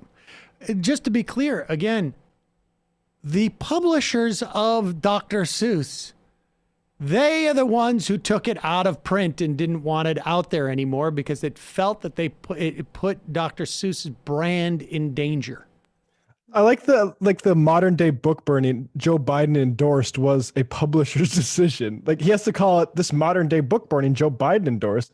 Yeah, bro, it's not if this is a modern day book burning, I mean, yeah, it's God bless also, yeah, it's also ironic, right? Because as we know, Marxists typically want to overthrow capitalism, although there have always been Marxists who were like, no, we just need to fix it and make social democracy. However, most Marxists want to overthrow capitalism, and this is capitalism in action, right? Like, they're literally responding to the pressures of the market. People are saying, oh, maybe we don't want to look at racist imagery anymore, and the producers of the things are responding. Yeah. And it points to the bigger problem, which is intellectual property getting extended multiple decades to where this stuff should be public domain. And if these guys wanted to pass these Mulberry Street PDFs around and, like, you know, save their kids from seeing the truth about, you know, Asian stereotypes, then they could do it. But under the modern copyright regime, this is what we're stuck with. All right, we got a couple just more clips I want to get to. We got to play this clip of Kristen Sinema. I mean, this is just now. I don't know how to do this comfortably and to refer to it. She has claimed that referencing her, and we should be fair, that both Chris Coons and Karp also thumbs down on the $15 minimum wage.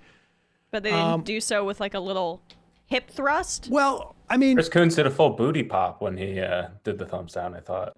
Do we have an image of that? Do we have the video of that as well? John Tester twerked as he did. Well, but the point is, I think with the masks, they may signal their voting in this manner as a way of making sure that they're heard. All right, to be fair. But this was evoking John McCain's thumbs down, except well, this it's true, time but Chris Coons and Carper did it too. But she was trying to be dramatic in the way that she did it in order to echo John McCain. Let's put Sinema up there. You know, here it is. This has the McCain context too. Okay, she comes in. Watch. Okay, that's so Mitch she's McConnell at the top. there. That's Mitch McConnell. She rubs. Hi guys. Make sure Mitch McConnell sees her. Ryan Grimm pointed that out on Twitter. He doesn't look He's back. like, I don't. Real Tracy Flick energy there. Yeah. And does the thumbs down and walks away on the vote. Do we have? Can you find Karp and Coons? Carper and Coons. I still contend that the reason why there were 8 people as opposed to 2 has to do with them trying to both provide cover for the White House and for each other. This is going to be a coalition that we're going to see going forward. There was also reports of Joe Manchin being very, very upset. Are you ready about this?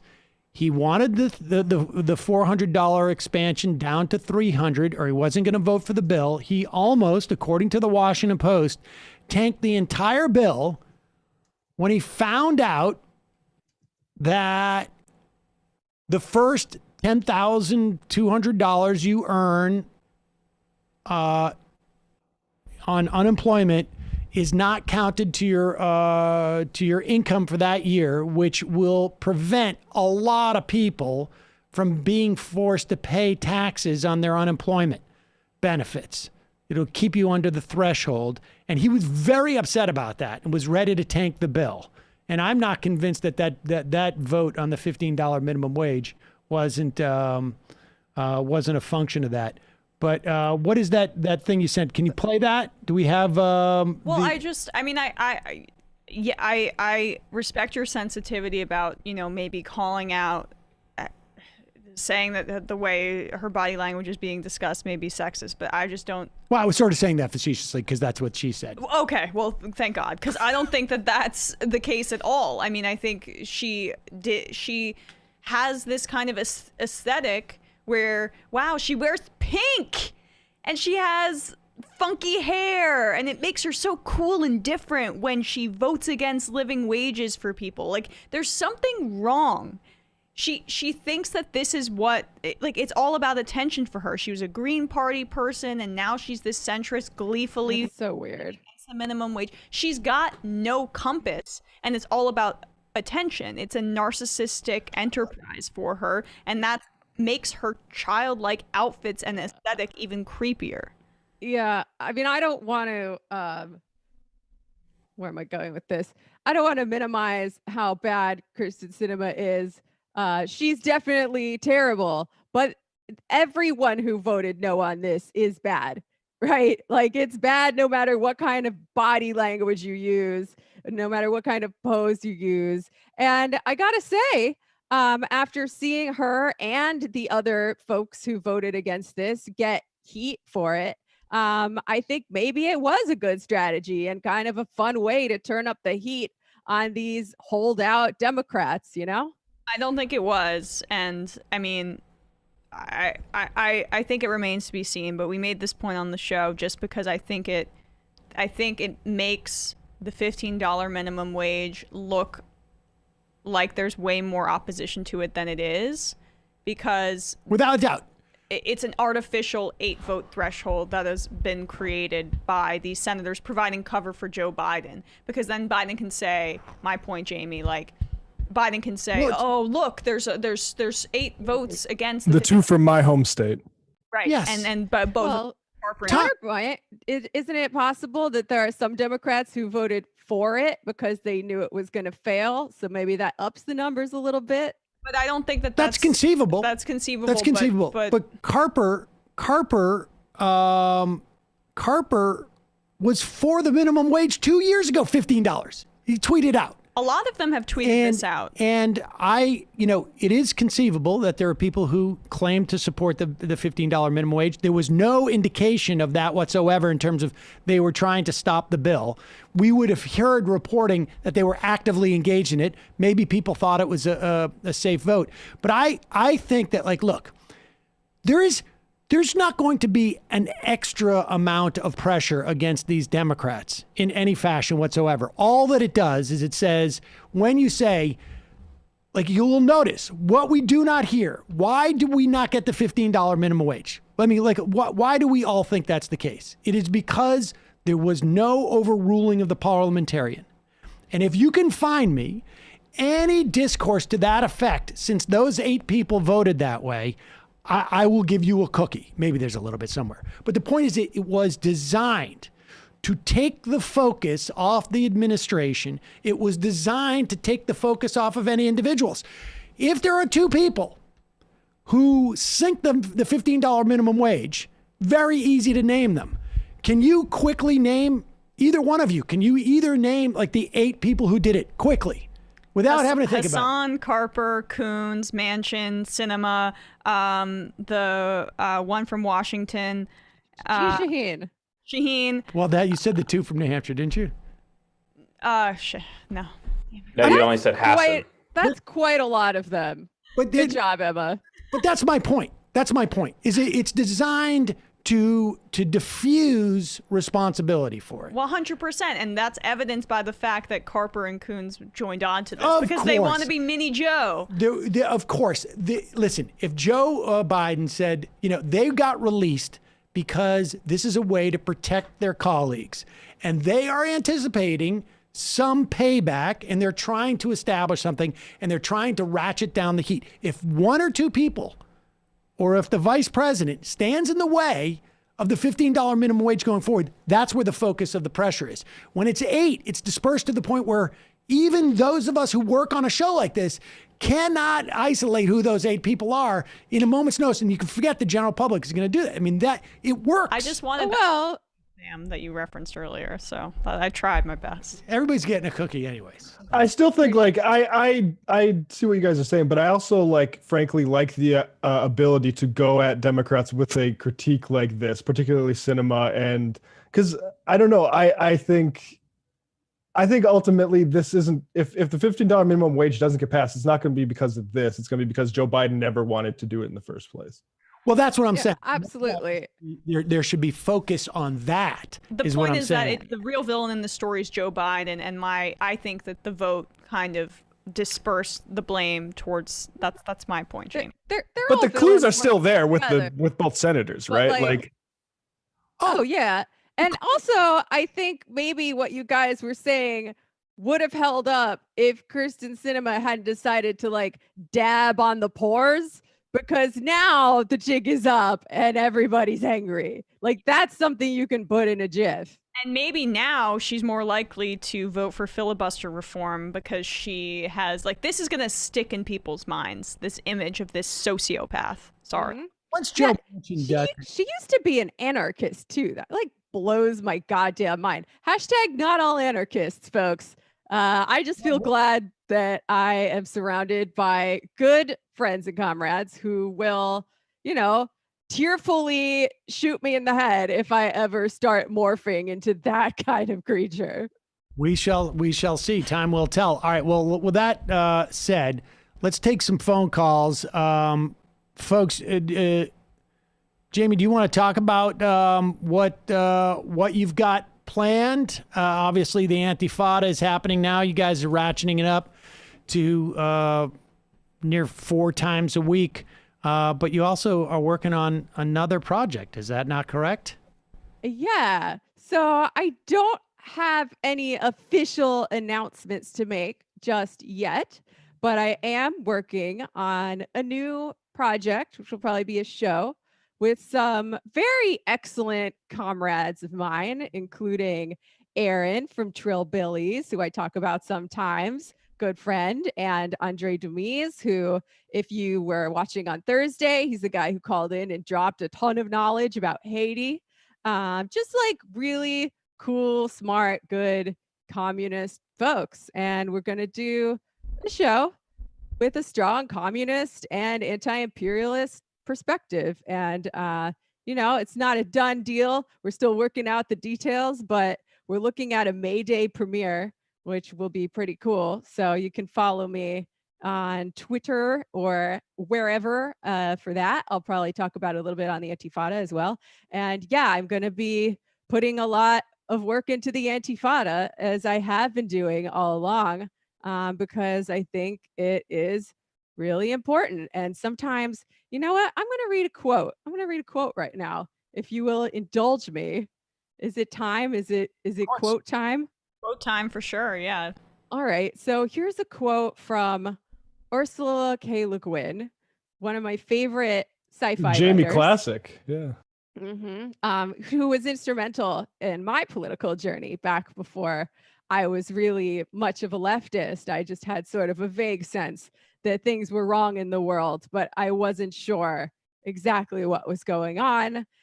Sean, who was my boyfriend at the time, was smart enough to realize that, I was an English major. I was a lot more likely to read a sci-fi novel than I was to read, Capital right off the bat. So he gave me The Dispossessed by Ursula K. Le Guin, and it really helped me connect some dots. But here's a quote from her. She died a few years ago. She said, "We live in capitalism. Its power seems inescapable. So did the divine right of kings. Any human power can be resisted and changed by human beings. Resistance and change often begin in art, and very often in our art, the art of words." And this resonates with me for so many reasons. Obviously, we can't give up on the idea that a better world is possible. And I hope that I have done a good job representing my people and letting them know that you're not crazy. You're not crazy for thinking that a better world is necessary and possible. And it's probably going to have to come through a whole lot of struggle and social revolution. So there's that angle. Also, she's talking about words, right? And this is the medium that we work in. We work in words. I work in words. And I have at times questioned the value of that, especially when we're in this model, we're all siloed into our own Patreons, you know, like competing on the capitalist market, not connected to any kind of party, at least not officially, although I try to stay connected to the movement as much as possible. But, you know, judging from the number of messages I've gotten, words might not be the most important thing.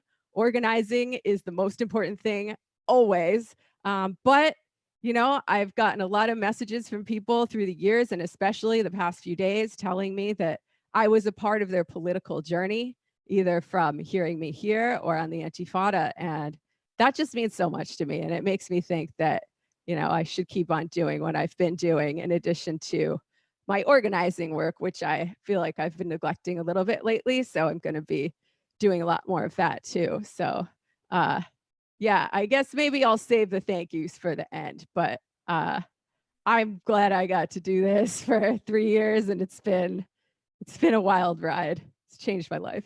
Well said. What a bizarre 3 years. What a different time. Let's go to the calls. Calling from an 847 area code. Who's this? Where are you calling from?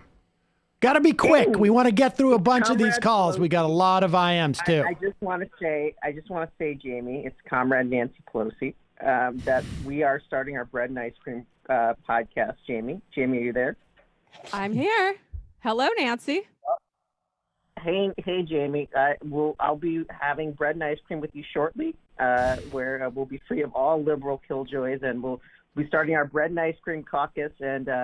And I want to sing the Internationale for you, but you know, I don't have a great singing voice. You'll have to excuse me. But all communists, all power to all communists here, and I'm very excited about this endeavor with you, Jamie. And I'll miss you on the show.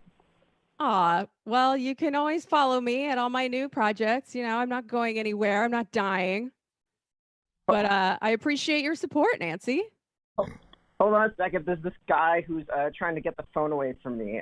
This is Josh from Chicago. Josh from Chicago, you already dropped your voice before you. In all seriousness, Jamie, you have played a huge part in my political education because you have told me that we should not run from conflict as leftists, that we should be free to debate ideas in terms of strategy, and I've called in the show and gotten into debates with you and then learned a lot about my political ideology. And so I want to thank you, Jamie, and I'm looking forward to what you have to do next because you were a huge part of my radicalization over the past 4 years. Thank you, Josh. And Comrade Nancy says hi too. Oh, well, Josh. I'll see her later when we do mutual aid in the park. Oh, yeah. Calling from a 308. I love that image. 308 call. Who's this? Where are you calling from? Hey, it's Kowalski from Nebraska. Kowalski from Nebraska. What's on your mind? Well, I'm down in Kansas doing the thing for Jamie. We'll have the silo secure in about 3 hours. Hell yeah. I just wanted to call in and say, Jamie, I've really enjoyed your take for the last 2 years that I've been listening to MR. You're clearly far more evolved than me and to the left. Maybe I'll get to be on your level someday, but not yet. But in all seriousness, I've really enjoyed your take over the last 2 years, and I think you've helped make me think more critically on a lot of things. And with that, I will talk to you guys later. Thanks. Thank you. It's very sweet. All right. You know what? You'll get there someday. I'm not worried. IM's rampaging toaster. Can we get an I'm losing it, bro? I don't have it on this. Tim from Boston, from email, Stan Cedars. Yes. Let them eat cashews. Spoiler alert, the cookie was oatmeal raisin. Did you see Roy Blunt, who's not seeking re-election? Who's your pick to be the Democratic nominee, and why is it anyone but Claire McCaskill? I just know it's going to be Claire McCaskill. I don't know. Maybe Mindy was getting a temperature check on McCaskill today on Twitter. What did she say? Is something to, yeah, you know. What are you doing, Senator? Married to Mothra. The child tax credit is how to stoke fascism, especially with a looming climate disaster. Lawyer adjacent.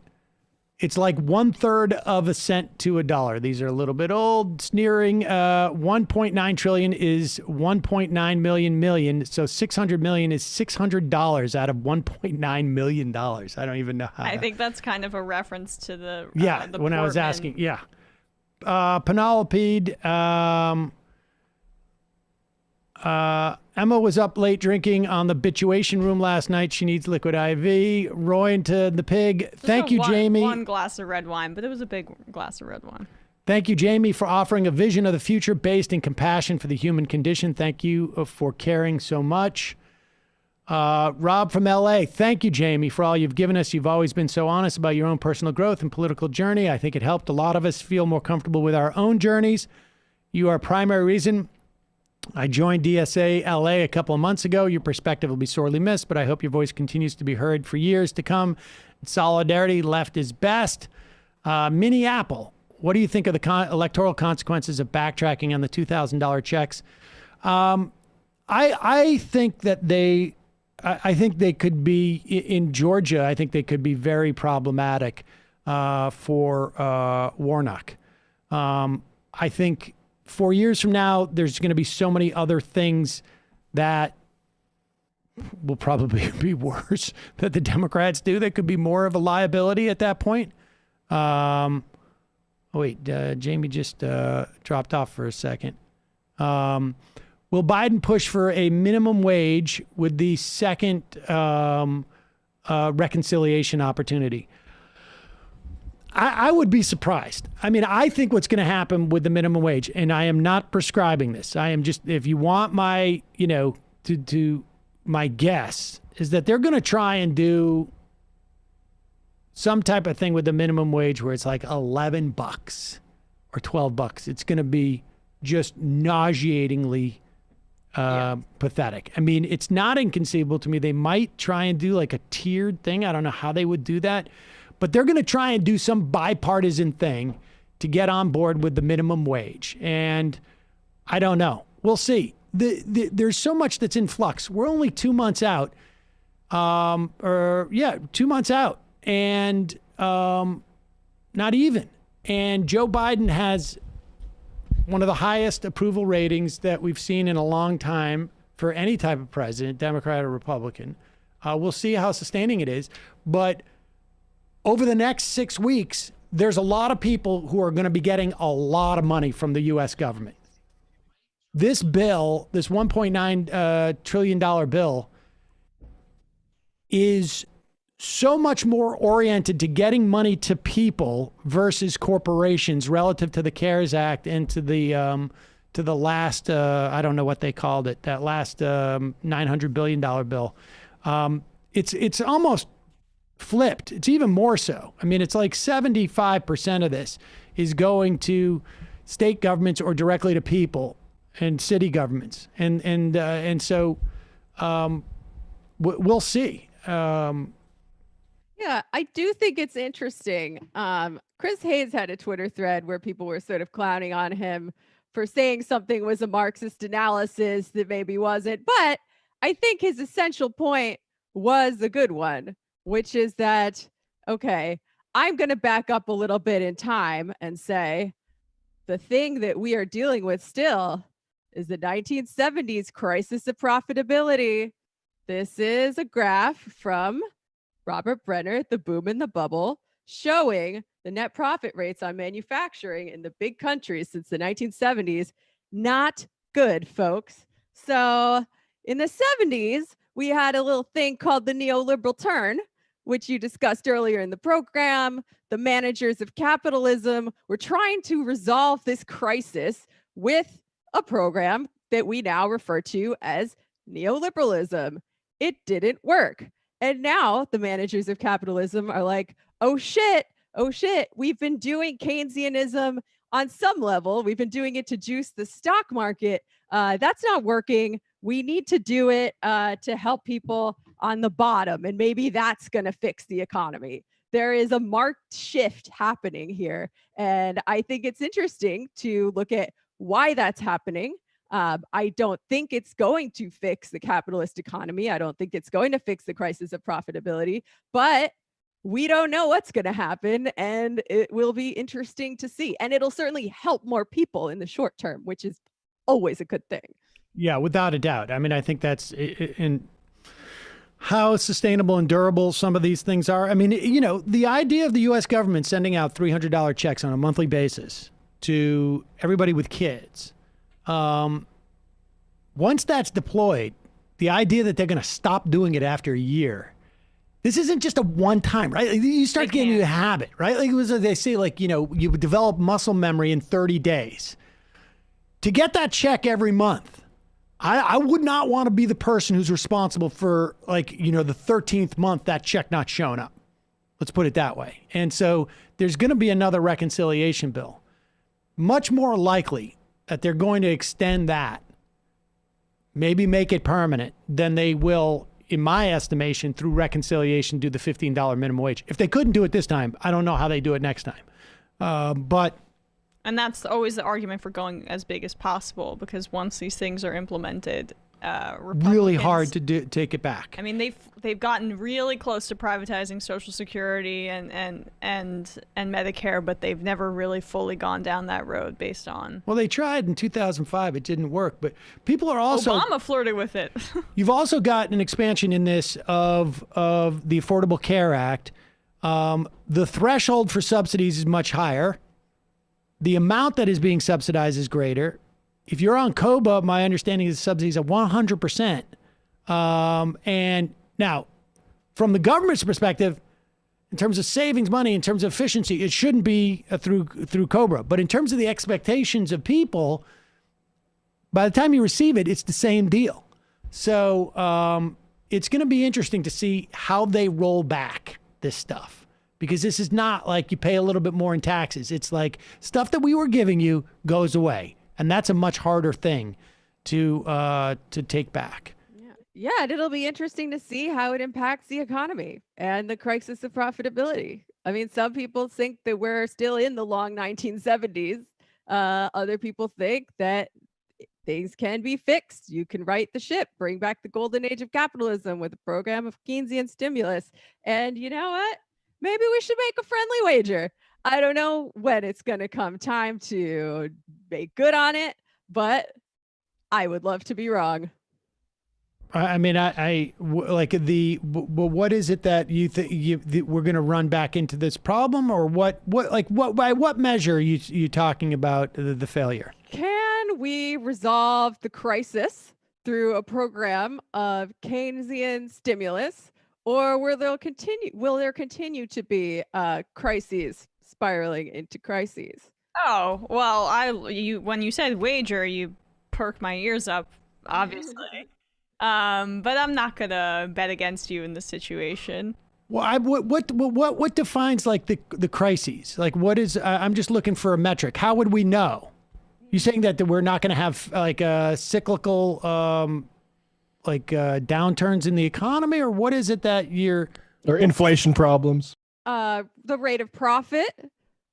Let's look at the rate of profit. Let's look at some various indicators of a decent life. I don't know. I will get you a bullet pointed list of the economic factors that I want to look at, because I feel like it's a kind of a big question mark right now, honestly. And I've got my hunch and you've got your hunch about what's going to happen and the degree to which it can be fixed. And I think we're just going to have to wait and see.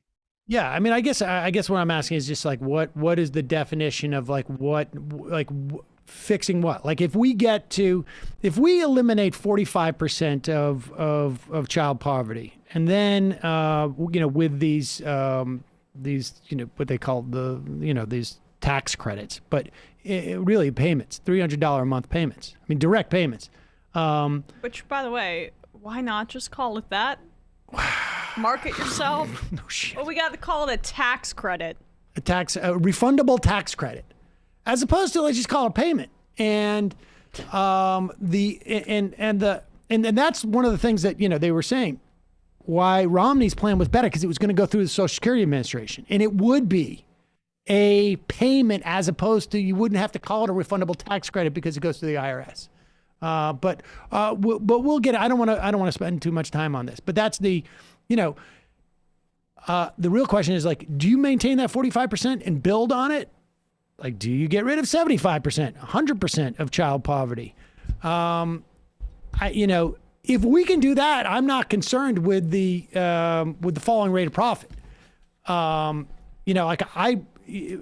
question is like, with that, does the falling rate of profit force the capitalist or business to then suck more out of the system to maintain that profit? I mean, I would say that it does. Yeah, I mean, it does, but is there a way to prevent them from doing that? That's the real question, right? Yeah, yep, it sure is. And I don't know that there is, but because so much of what we consider neoliberalism and policy since the 1970s has been about trying to make the line go back up again, basically, by squeezing workers and implementing austerity. So it remains to be seen, but I believe that if the rate of profit continues to be, sluggish, all of the booster packs that they've tried, whether it's, extending consumer credit, that worked for a while until it didn't anymore. We had the credit crunch in the 90s. We had the subprime mortgage crisis in 2008. That didn't work. There are a lot of things that worked for a little while and then stopped working. So I believe it's socialism or barbarism time. Other people may not agree. Perhaps socialism or barbarism time was the 1970s and we got barbarism, aka neoliberalism. But, things could always get worse. Things could always get more barbaric. But I really feel like we are in a bit of a bottleneck right now that's going to make or break, not to be too dramatic, but the future of this species. So it's a lot. Sorry for doing a TED Talk, but it's my last day and I feel like I'm allowed to. Of course.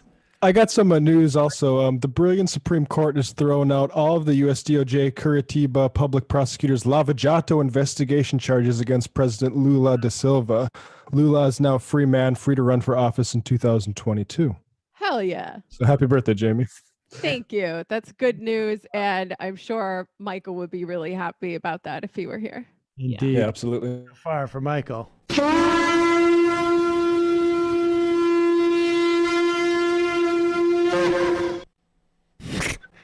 I just thought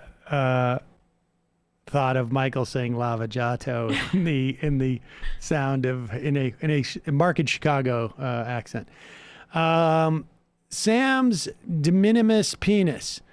Just wanted to poke my head in to ask, why are we still letting Fox News and other pundits get away with the bullshit lie that government can't afford to spend money on citizens and that future generations will somehow have to pay for government debt? At least on this show, that shouldn't pass without comment. I mean, it's not like you never interviewed Stephanie Kelton or something. Yes, I know at the end he said, we're passing on this debt to our grandchildren, but I just don't think that people buy that right now. And, but yes, we could have said that, like, yes, we can do whatever we want when, I did not see, finest can't, saw a tweet from Sam Stein saying Psaki threw cold water on Manchin's apparent filibuster proposal. Did y'all see this? P.S. Jamie, you're the illest and happy birthday. Well, I don't know if she did. They're saying their public postures that they're not in favor of eliminating the filibuster, and that's also Manchin's public posture. There's a lot of wiggle room there. You can make it a loophole for voting rights, etc., to pass HR 1 or S1. All right, let's go through some of these IMs because we got a lot of people who want to say pay their respects Jamie Dorr, without Jamie, we're losing the true champion of calling Sam old and rich. I fear within weeks, without her goth commie influence, Sam will morph into a Mr. Burns-esque villain, hoarding wealth and spitting on the poor's. God help us all. It's already started happening. Already started happening around the house. Bernie would have won. Suggestion, replace Random Rush with Random Pod Save America. Well, the beauty of Random Rush was that he was actually on while we were on live. Militant apathy. It might be my car, but you sound like you're getting some heavy bass feedback when you're speaking. They're going after Pepe now, too. Artie, oh my, Madam Peck's departure is so sad. Who will advocate for sending ruthless swine to some godforsaken island where they spend the day breaking rocks so they cannot hurt people? This is Artie, our British friend. Wort. One thing that strikes me is that getting stories of getting out of poverty are relegated to the 1 in a million person who becomes a once-in-a-generation success. But I was very poor as a kid. Section 8, food stamps, cash assistance, Medicaid. And while I'm certainly not rich now, I live a comfortable life. I owe my life in large part to the fact that I had a roof over my head, thanks, and food in the fridge, thanks in large part to the government. When I did my homework, my concentration wasn't broken by a rumbling stomach. This says the story needs way more attention, as it's more likely the outcome. Brendan Finn fanboy. My understanding of what happened in the 70s was essentially a counter effort to crush union power, which gave us the rise to Ronald Reagan. In the book, A Brief History of Neoliberalism, David Harvey talks about in New York 70s and the response to stagflation functioning as a prototype to our current form of capitalism. This includes what happened in Chile with Pinochet as well.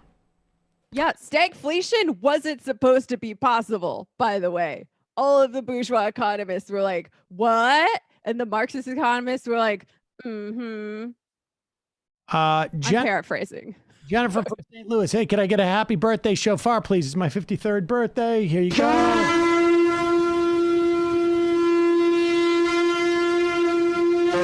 Christo, I wish you well, Jamie. Having always wanted to hear more of your thoughts concerning the arts, as I still regret once taking you to task over Andy Warhol. I'm sure we'd agree on much more. I've often appreciated Jamie's quick wit when the breaking down of events of the day into long horizon arguments when confronting difficult contradictions inherent in any noble issue. Tend to lean a bit on this Oscar Wilde quote, "The way of paradoxes is the way of truth. To test reality, we must see it on a tightrope. When the verities become acrobats, we can judge them." Joe Biden quip toothbrush. Mr. Potato Head only has 2.5 chairs. Boston Bernie Bro, I grew up in Sweden in the 70s. My kids got that UBI child stipend after I turned 13. They started giving it to me so I could learn how to manage money, to buy my own clothes and anything else besides basic necessities. Once a month, I'd go to the post office after school and cash a check from my mom and deposit it into my postal bank savings account. Oh my God. I love that. Corey Graff, love you, Jamie. A Square. Jamie, happy birthday and wishing you great things ahead. Your voice and insights will be so missed. Matt, I'm going to miss Jamie hyping up the Antifada every day. Best of luck, Jamie. You and Michael played a huge role in my radicalization. I can't thank you enough for that. Worm Guy. Jamie, thanks for all the great book and content recommendations and pushing the discourse left. I hope your next ventures are fulfilling and successful. I look forward to learning more with you. Nick from PA, Jamie, I'm going to miss you and happy influence on you. Happy birthday. Thanks to you and other radicals. I'd call myself a bidding socialist. Happy birthday to Jamie. Betting, I think, probably. Yeah, I would think. Emma's a bidding or a betting socialist. Goth girl, wonderful Pisces just like me. My border collie here at the Maine Medical Center in Portland, Maine Health was caught giving vaccines to rich board members, executives, and their families. The scandal seems to have kickstarted the MMC nurses union push. Great. DNC Nira hat, is Jamie actually leaving? Where can I go to hear some truth on what the Democrats are actually about instead of just helpless shrugging over what voters have to suck up and accept? Well, the Antifada, and when Jamie starts her new show, of course, you will hear about it here, hopefully first, if not second. I'm going to hold you to that. Indeed. Simple socialist. Jamie's been essential to my movement for the left. I've always found her delightful, articulate, and intelligent. I'm actually sort of devastated she's leaving MR. I'll have a parasocial hole in my heart for quite a while. Best of luck, Comrade Peck. You know where to find me if you miss me. Mitt I'm not Romney, dying. Antifa super soldier. Jamie was a huge reason I started listening to the show. Not a lot of daily news programs that have explicitly Marxist takes, and I'm sad she's leaving. Indeed. Mars in from Chicago. I want to thank Jamie for her contribution to the Majority Report. She provided great perspective to the show that will be missed. We'll miss you, Jamie. P word.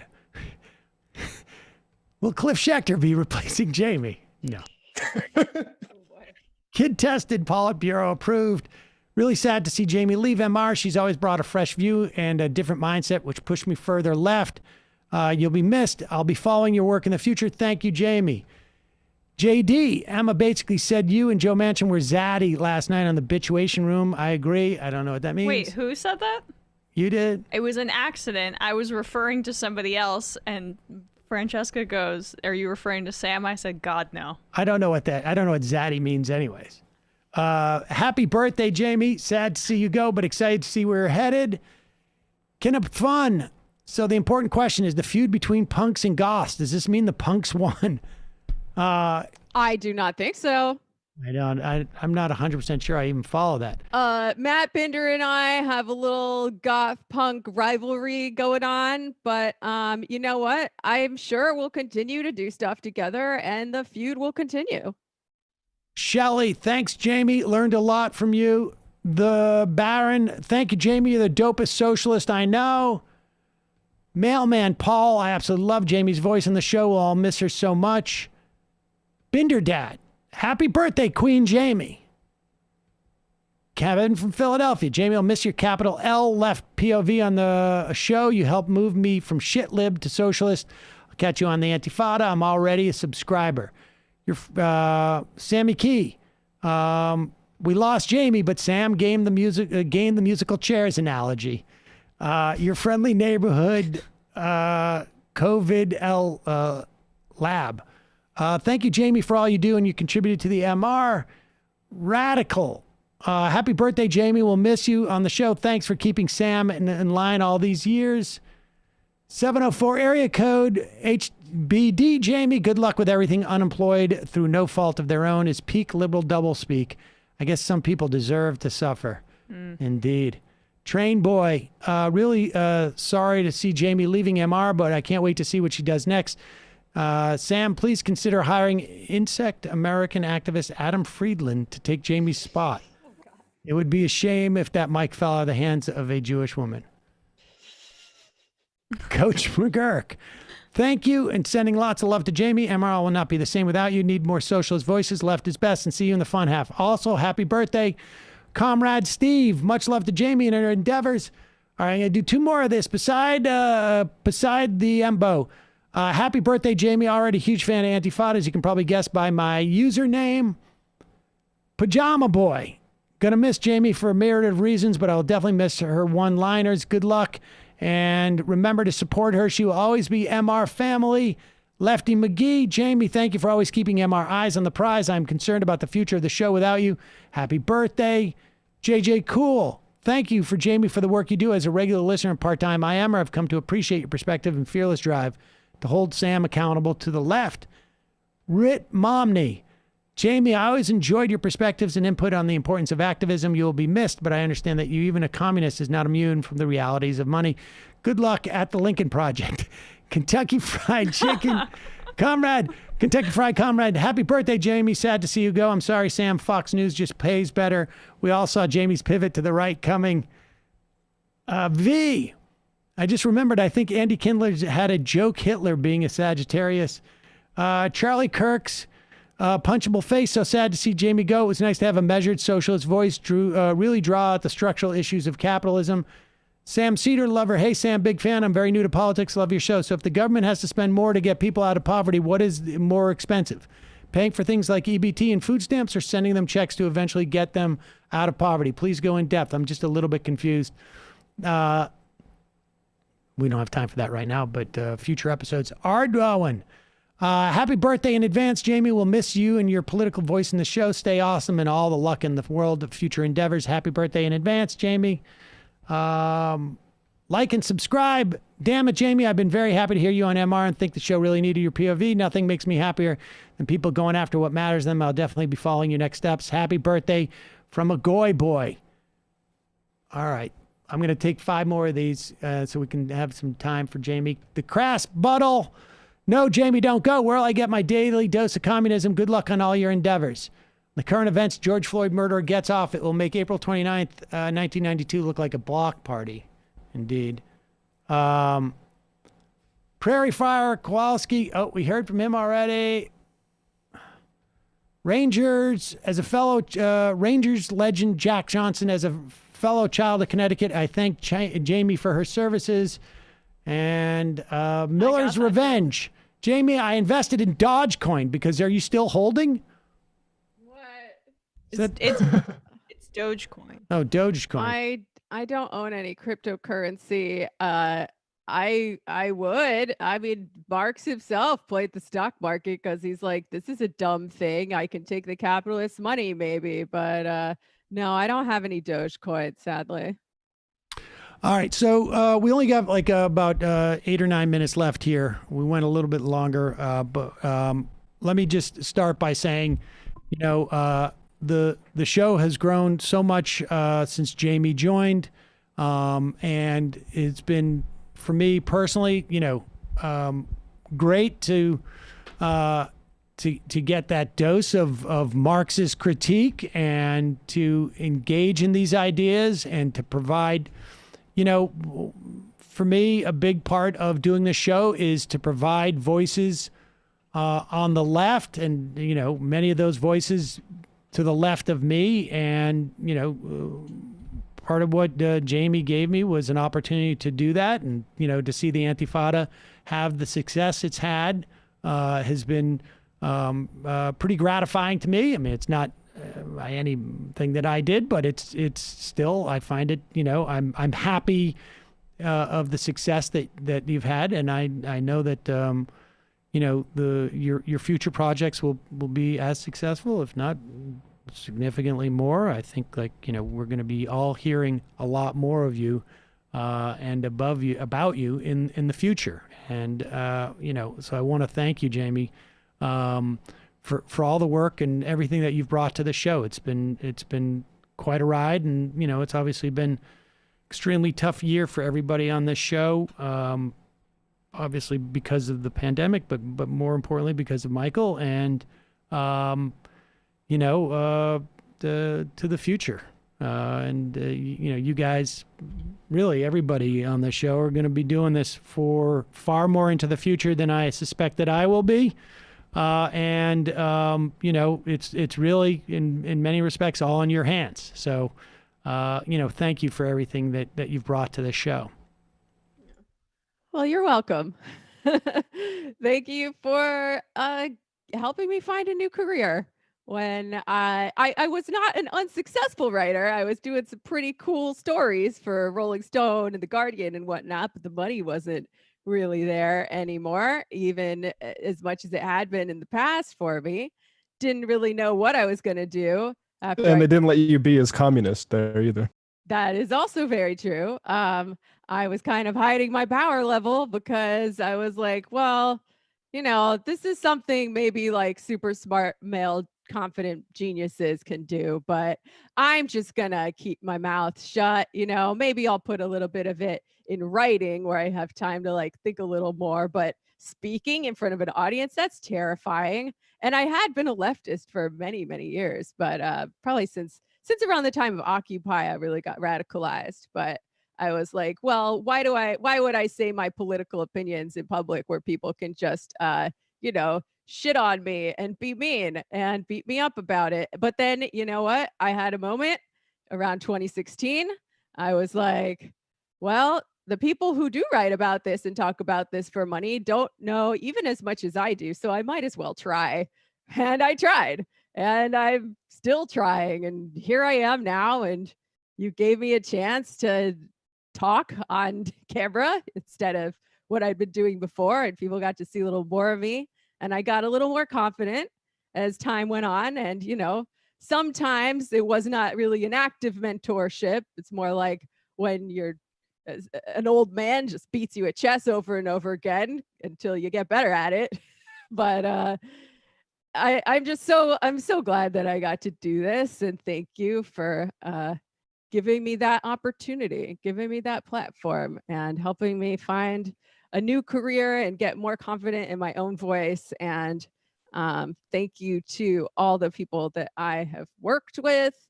Matt, I will miss hanging out with you at the studio after the show. Brendan, Emma, we have only met like once in person, but you've been very kind to me. So thank you. And, you know, Michael is not here right now, but he pushed me in a lot of ways. Again, maybe not be an active mentorship, but he like really brought it. He forced me to bring my A game. He wanted to talk about socialism, and so did I. And, you know, we talked about the best path to get there. And sometimes it was contentious because we both cared so much. But, you know, I gotta say something about Michael too, because he was a huge part of the reason why I even took this job in the first place. So thank you to everyone, and everyone watching, and everyone who's supported me. And I had no idea that people would actually listen once I started a podcast of my own, and they are, and that's amazing as well. So I still feel like I'm basically just a writer. Like, I still feel like I'm hiding my power level if I'm not writing, but people seem to like this too. So I'm going to keep on doing it. So thank you so much, everyone, again. And yeah, maybe I'll come back sometime if there's something that happens that I have expertise on. And, you know, I'll be sure to check back in once in a while. Great. And of course, we'll keep everybody updated as soon as you have the announcement to make. Folks, that's it for us today. Thank you, Jamie. Thank you, just again, you know, on behalf of the whole audience and folks, you can obviously find Jamie on Twitter and keep up those thank yous. All right, Matt, Emma, Brendan, Jamie, great job today. Folks, we'll see you tomorrow. It might take all the strength I got to get to where I want, but I know somehow I'm gonna get there. I wasn't looking when I just got caught between the truth and the